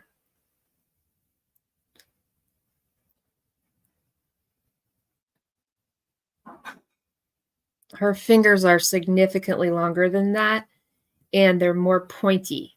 Like her fingers are more pointed.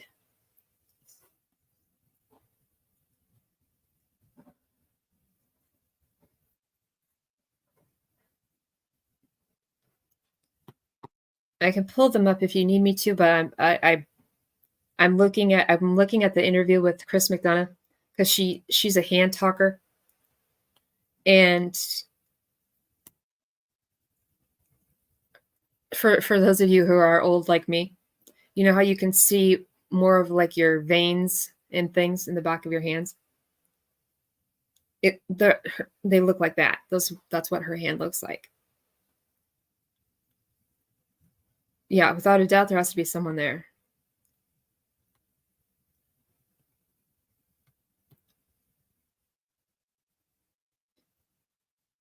Well,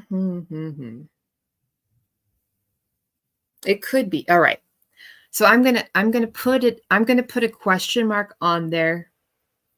I know it's definitely not Tim's hand. I know it for sure.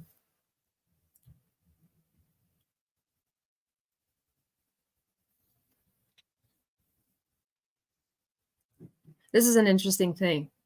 All right, I'm gonna shelf this idea, and I'm gonna go pull a bunch of videos and take a bunch of screenshots of hands of Robin, and then we'll visit this again. I'll maybe like make a standalone video. All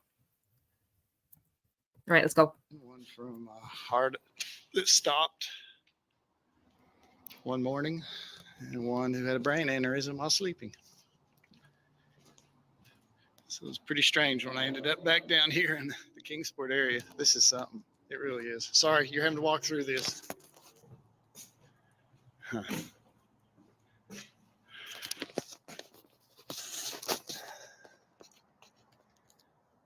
So I'm leaving, walking down the upper driveway toward the west, that part that would go straight down to the car. I didn't walk around the house. I didn't go to the back of the house. I didn't go back to where Summer, disappeared, the back door, any of that. Interesting. Interesting. Okay. But I was leaving, and you get to the turn to where it then swings to the left and heads down the driveway. And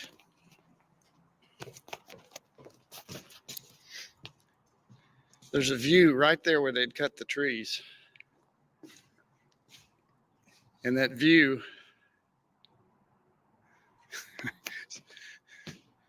wow. Oh, I remember this. I got people on my mind. I'll give you a secret. I never got over her. Okay, into that. Now,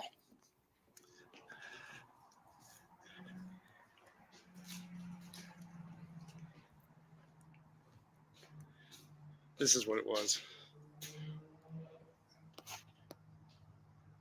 Very strong cattle. When you came in on 11W, which was the only way really coming in, the main way, you saw this first thing in Kingsport you saw was this mansion. These aren't puppy dogs here. Hello. Hello.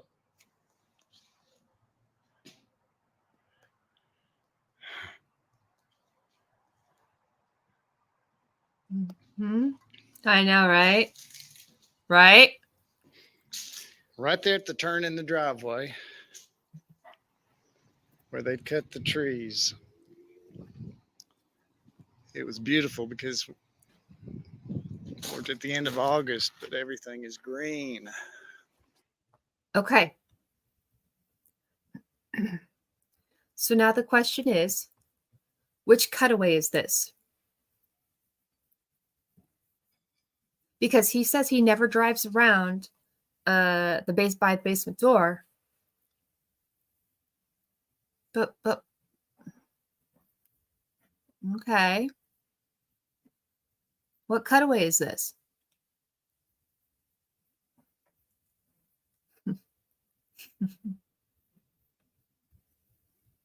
That's food for thought. This happens at the 3913. This situation. Gorgeous, but there was like a mist down there. This was in the evening. I'll have to look at the pictures and try to get the time clock, but it was the evening. But it wasn't really evening yet. We're in August, so it stays light a long time. But I don't know. It was just kind of a mist down there. It was gorgeous. And I looked, and call me crazy, I'll put the picture up. But it was literally like I heard It was either I've heard the prayers or I've heard your prayers or your prayers have been answered. It was something like that. And I had to take a picture. I thought if they're looking, they're looking. I've got to get a picture of this moment. Is this a... Oh, it's not a truck. Or is it? Is this a truck? Is this a red truck? Anyway. Because none of these were planned. They were just like little girl running to me. Some are saying, Tim. Happy animals, and the little teeny one, which later I named Puddle, Puddla, because every time I came over, that little one would run down. Puddle, the tan little one that I thought was a female, but she was a male, and he was a male, and would get him on my feet, and I'd say, I'm going to step on you like a puddle, and that's so. There we go. That was Puddle. So there's the hand. There it is, right there. It happens at 40:49. You can't.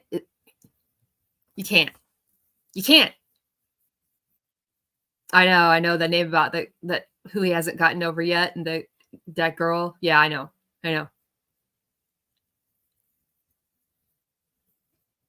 That's not his hand. He says he went there by himself. And no one was there but him. Whose hand is that then?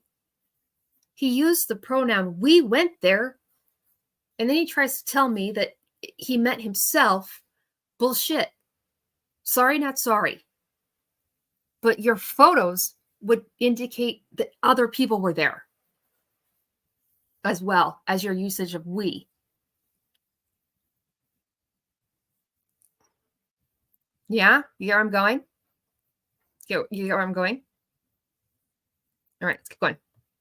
You could say Puddle kind of became my dog, but I didn't have a place where I could have took him, or I would. I'd have took him, and I'd have took his sister. I would have taken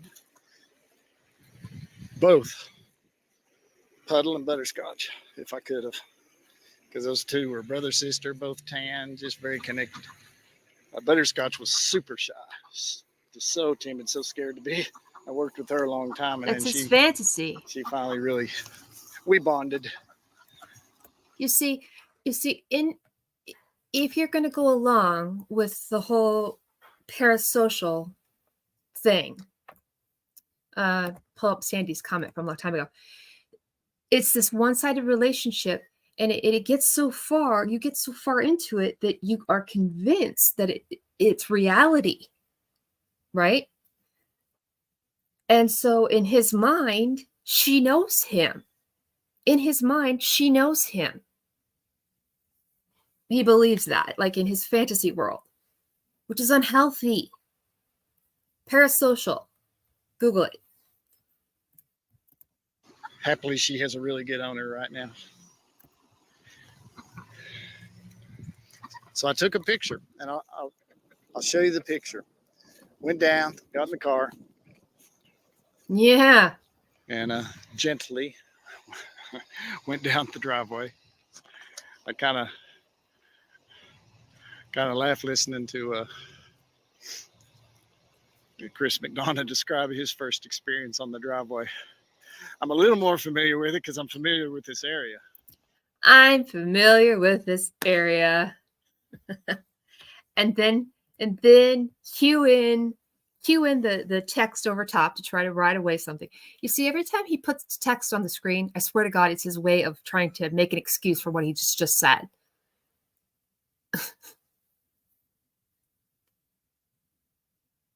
That driveway is my understanding is it's a real bitch to get up that thing. It's steep and it's rocky, and you got to have some momentum going up there to make it. Right. And then we have that he visited the property several times, but then he says, no, he didn't. It's all bullshit. It's all bullshit. It's all bullshit. It's all a lie. But it is. It's like, well, now, and theirs is easy. That's just, I mean, this is mountain territory. So, I mean, the goal is just get home. And everybody can drive it. Everybody has trucks and everybody works on cars. Everybody uses a lot of duct tape on their cars. Newer ones are definitely built a lot better. Our goal when we were young was try to get a vehicle to at least hit 100,000 miles. That pretty well used every bit of duct tape you had. Okay. By the time you hit 100,000, you went, did it, and the doors would fall off and the engine would roll down the street. Hi, Ramona. So out I went on Ben Hill, headed back. Yep. There's no signal, but eventually I got back toward Kingsport where there's a signal, and I let Robin know. I said, Robin, I just wanted you to know I went by to try to meet them, but they weren't home. And I get a text back real fast and said, was that you? Or something like that. Said they sent me a text and said. So here we've got the photos of the dogs. And this happens at 7:15, 7:20, and then, okay, wait a minute. Hold on a second. Wait a minute. He says, yes, no one was home except heart-winning little puppy dogs. And that happened at 7:15 p.m. And then she writes back like 5 minutes later and she says, go back, they are home. And then at 20:51, which would be 8, right? Almost 9 p.m. At almost 9 p.m., he writes back and he says, I left them a note. So if he were to come back and say that he went back, oh, for fuck's sakes. I didn't notice this before.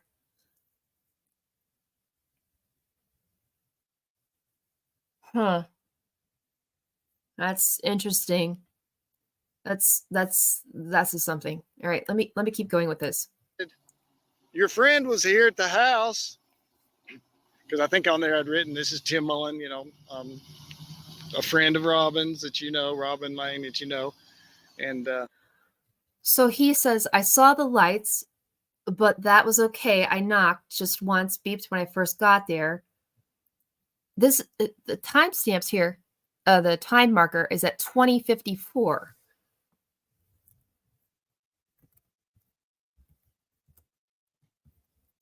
Which is like coming up on 9 o'clock p.m.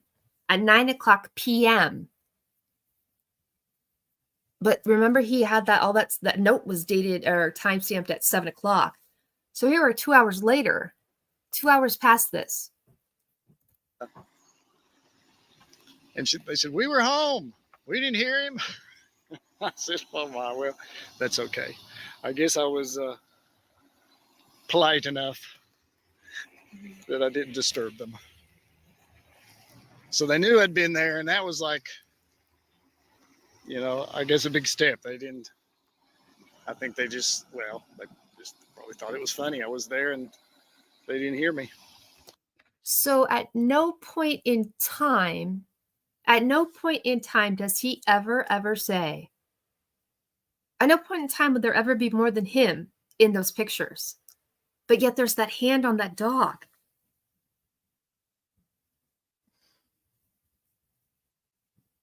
Oh, for the love of God. There's something up with this. I'm telling you. There's something happening, and I can't tell you what exactly, but there's something going on that's awfully interesting.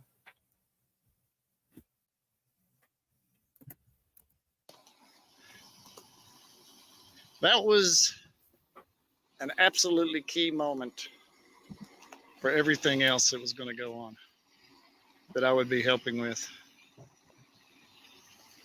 Because now I'd met them. I met their home, their house, their dogs, their pet.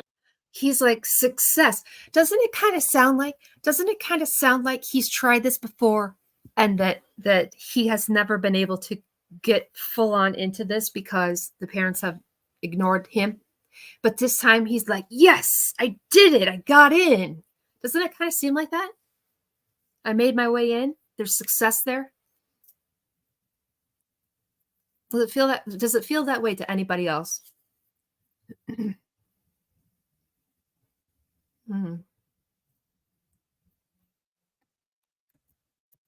saw how much of the stuff being said was incorrect or totally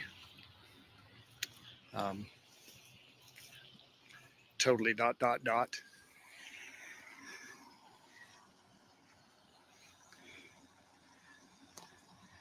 But those 3 images, her running down the yard, Hang on. happy.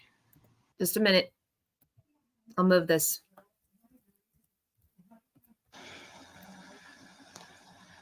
But those 3 images, her running down the yard, happy, with all that being over. You see this? This is like a sentence, like it's as if it's a fact.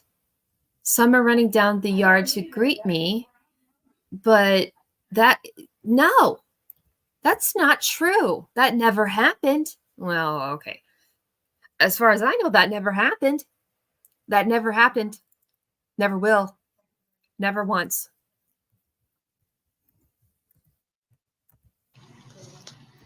The happiness of those dogs, well taken care of, free. None of them were nervous, none scared, nothing. They were just happy as could be. Happy animals, well taken care of. I think,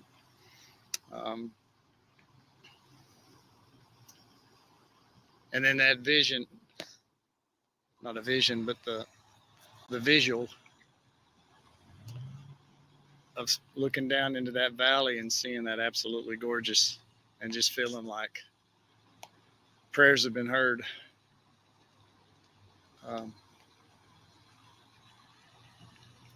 And just inside me, I said, we're going to find her. It is true, false. It didn't matter to me because it anchored in me, I guess what you call the foundation. The foundation was, in my mind, I'd already seen her home and safe. I saw an atmosphere of a home. And the yard that was going to be happy. And I saw this absolutely gorgeous scene that just put me at such rest. Just my spirit just at such rest. Like all is well. And I've lived off that since then, because you look at the symptoms, nothing matched. Nothing matched that. But I would read stuff and I would see stuff and all that happened that we all know about her. I mean, what we would call the chaos and the dysfunction and the on one aspect, on another aspect, the intensity of the loss, the intensity of emotions, watching people wrestle not only with grief, but with fear and other emotions. And plus on top of that, just this whole digital world that they had been dumped into. There's 2 worlds. I've said it before. There's the real world, like what we're looking at. And that's what most people over a certain age understand. Then there's the digital world. And the digital world is just as real. And the older folks are still learning that. But it's real in an unreal way. It's just completely different. And so they had that on them also. And that doesn't mean they didn't know, yes, Candus knew how to put stuff on TikTok. That's not what I'm talking about. I'm talking about the world of the internet, of the digital world. It's all based, this is the paradox to me. The digital world and all that's there, the internet, the gobs of horrendousness, the filth. There's hardly a child that doesn't end up seeing something you wish they'd never seen before they're even aged to know better about anything. I mean, it's just so much knowledge. You know, it's like going to a buffet bar and just you never leave and you never quit eating until you just get so ill and sick. You know, I mean, that's the digital world. But it's based on, this is how powerful it really is. And I remind the devil of this all the time. I said, this is how powerful your great digital world is that I'm not too impressed with. I like God's better. Like, you know, create me a blade of grass or create me a duck, Satan. Of course, he can't create anything. But the digital world needs either batteries or a plug outlet. Take away both, it's nothing. Absolutely nothing. The bizarreness is what all it can do to other humans or present them.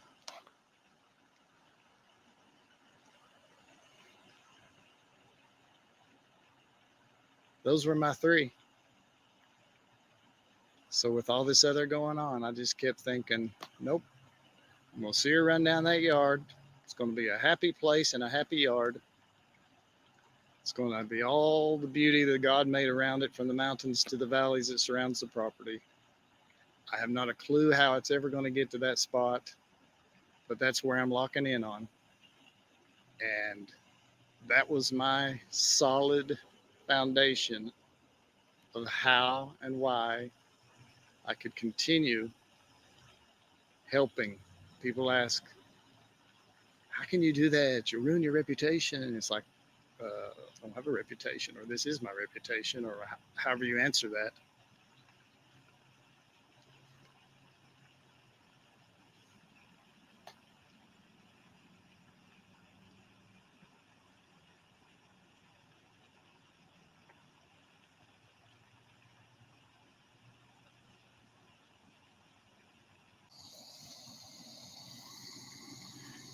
It's funny. I don't know how to end this one.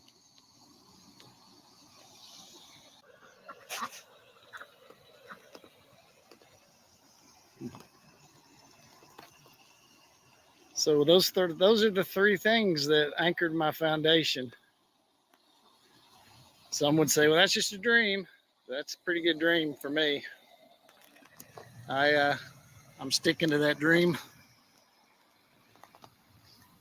And I could just keep helping. Look into that moment. I really hope that's how it is. I really, really do.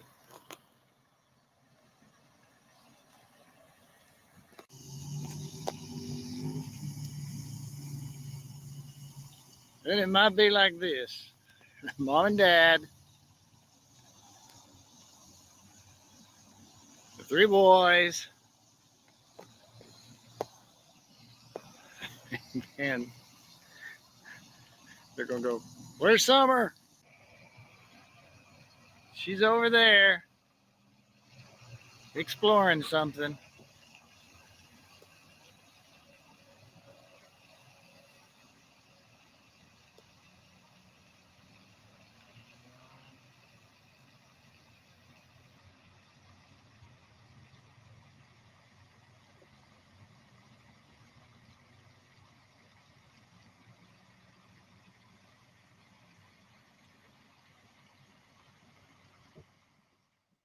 Yeah. Yeah. Is that just not the most uncomfortable thing ever? So, yeah, we can say he's weird, he's creepy, whatever. Absolutely. But there's way more to it than that. In my opinion, there's way more to it than just weird and creepy. There's stuff going on there that's way abnormal, way inappropriate. This fantasized world is unbelievable. I mean, he has so much detail in his fantasies. It's very clear that he thinks about it all the time. he's so possessive of her photos and her image, and it's a lot. It's a lot. It's uncomfortable. Hi, Deb. Deb says, this is disturbing to me. I know. It is. When you really sit there and you look at it for what it is disturbing. If you remove yourself from thinking this is stupid or whatever is creepy, if you really look at it and you really just listen to the words, it's problematic. It's uncomfortable.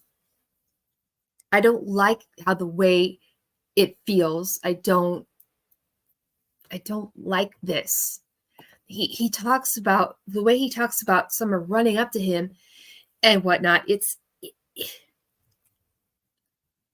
I can't get there. That is so.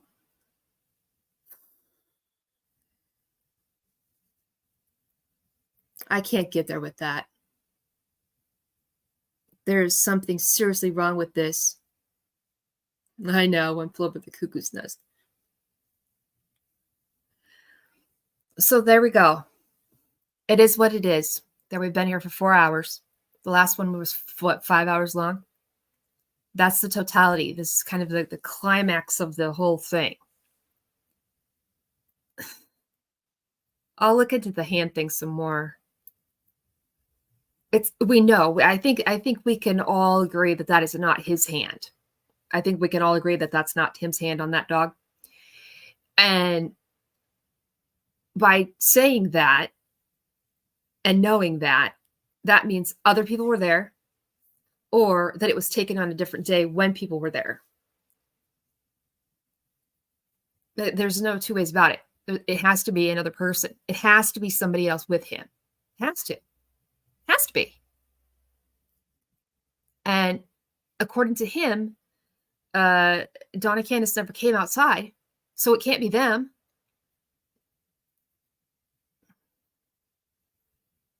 Interesting, huh?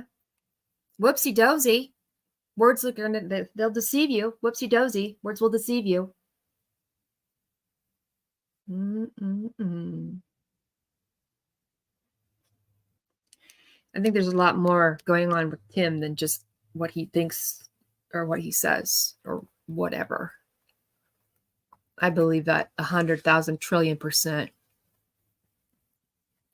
So it is what it is. It is what it is. Really fast before I go, I want to bring up the video that I made last night that I asked for your guys' help with, because I really need help with it, about the Phil show. I heard something in one way, but I didn't want to say what I heard until I listened to what you guys had to say with regards to it. Let me pull this in. I think I have enough stuff in the background that will not put me in timeout. So if you didn't see this video last night, I'm going to play it again. Hey guys, I need your help. So I'm watching the Phil show, and there's this point in time here where he says to them that he doesn't think that it's very clear to me based on the facts that neither one of you did anything to hurt your daughter. And then Don says, no, sir. But then he says something after that, and I can't pick up what that is. So I'm going to make this video here and put in the clip, and then a clip, and then maybe help you kind of help me. So if you could put in the comments below what you hear, that would be helpful for my analysis. There's no right and wrong answer. I don't know what's being said, but it doesn't get picked up properly by the captions. All right. Thanks, guys. And based on the timeline and the factors here, it's very clear to me, based on the facts, that neither one of you did anything to hurt your daughter. No, sir. No, sir. That's very clear to me. Awesome. So can we, and based on the timeline and the factors here, it's very clear to me, based on the facts, that neither one of you did anything to hurt your daughter. No, sir. No, sir. That's very clear to me. Awesome. So can we, No, sir. No, sir. that's very clear to me. Awesome. So can we, and based on the timeline and the factors here, it's very clear to me, based on the facts, that neither one of you did anything to hurt your daughter. No, sir. No, sir. That's very clear to me. Awesome. So can we, I heard awesome. That's what I heard. When I listened to it, I heard awesome. But I wanted others' opinions. And it is hard to, it doesn't look like his mouth makes the right shape for that word. But he's saying awesome that Phil doesn't think they did anything. Awesome. Why is that awesome? Is it awesome because you fooled Phil? Is it awesome because you got away with something? It's a weird thing to say. It's a weird thing in this context, in this conversation. It's weird. It's weird to say. Hi, raindrops. It's weird. Why would you say it's awesome? You know, I don't think you did anything to hurt your daughter. And he's like, awesome. Like, he was like, yeah, awesome. This is great. I'm glad, you know.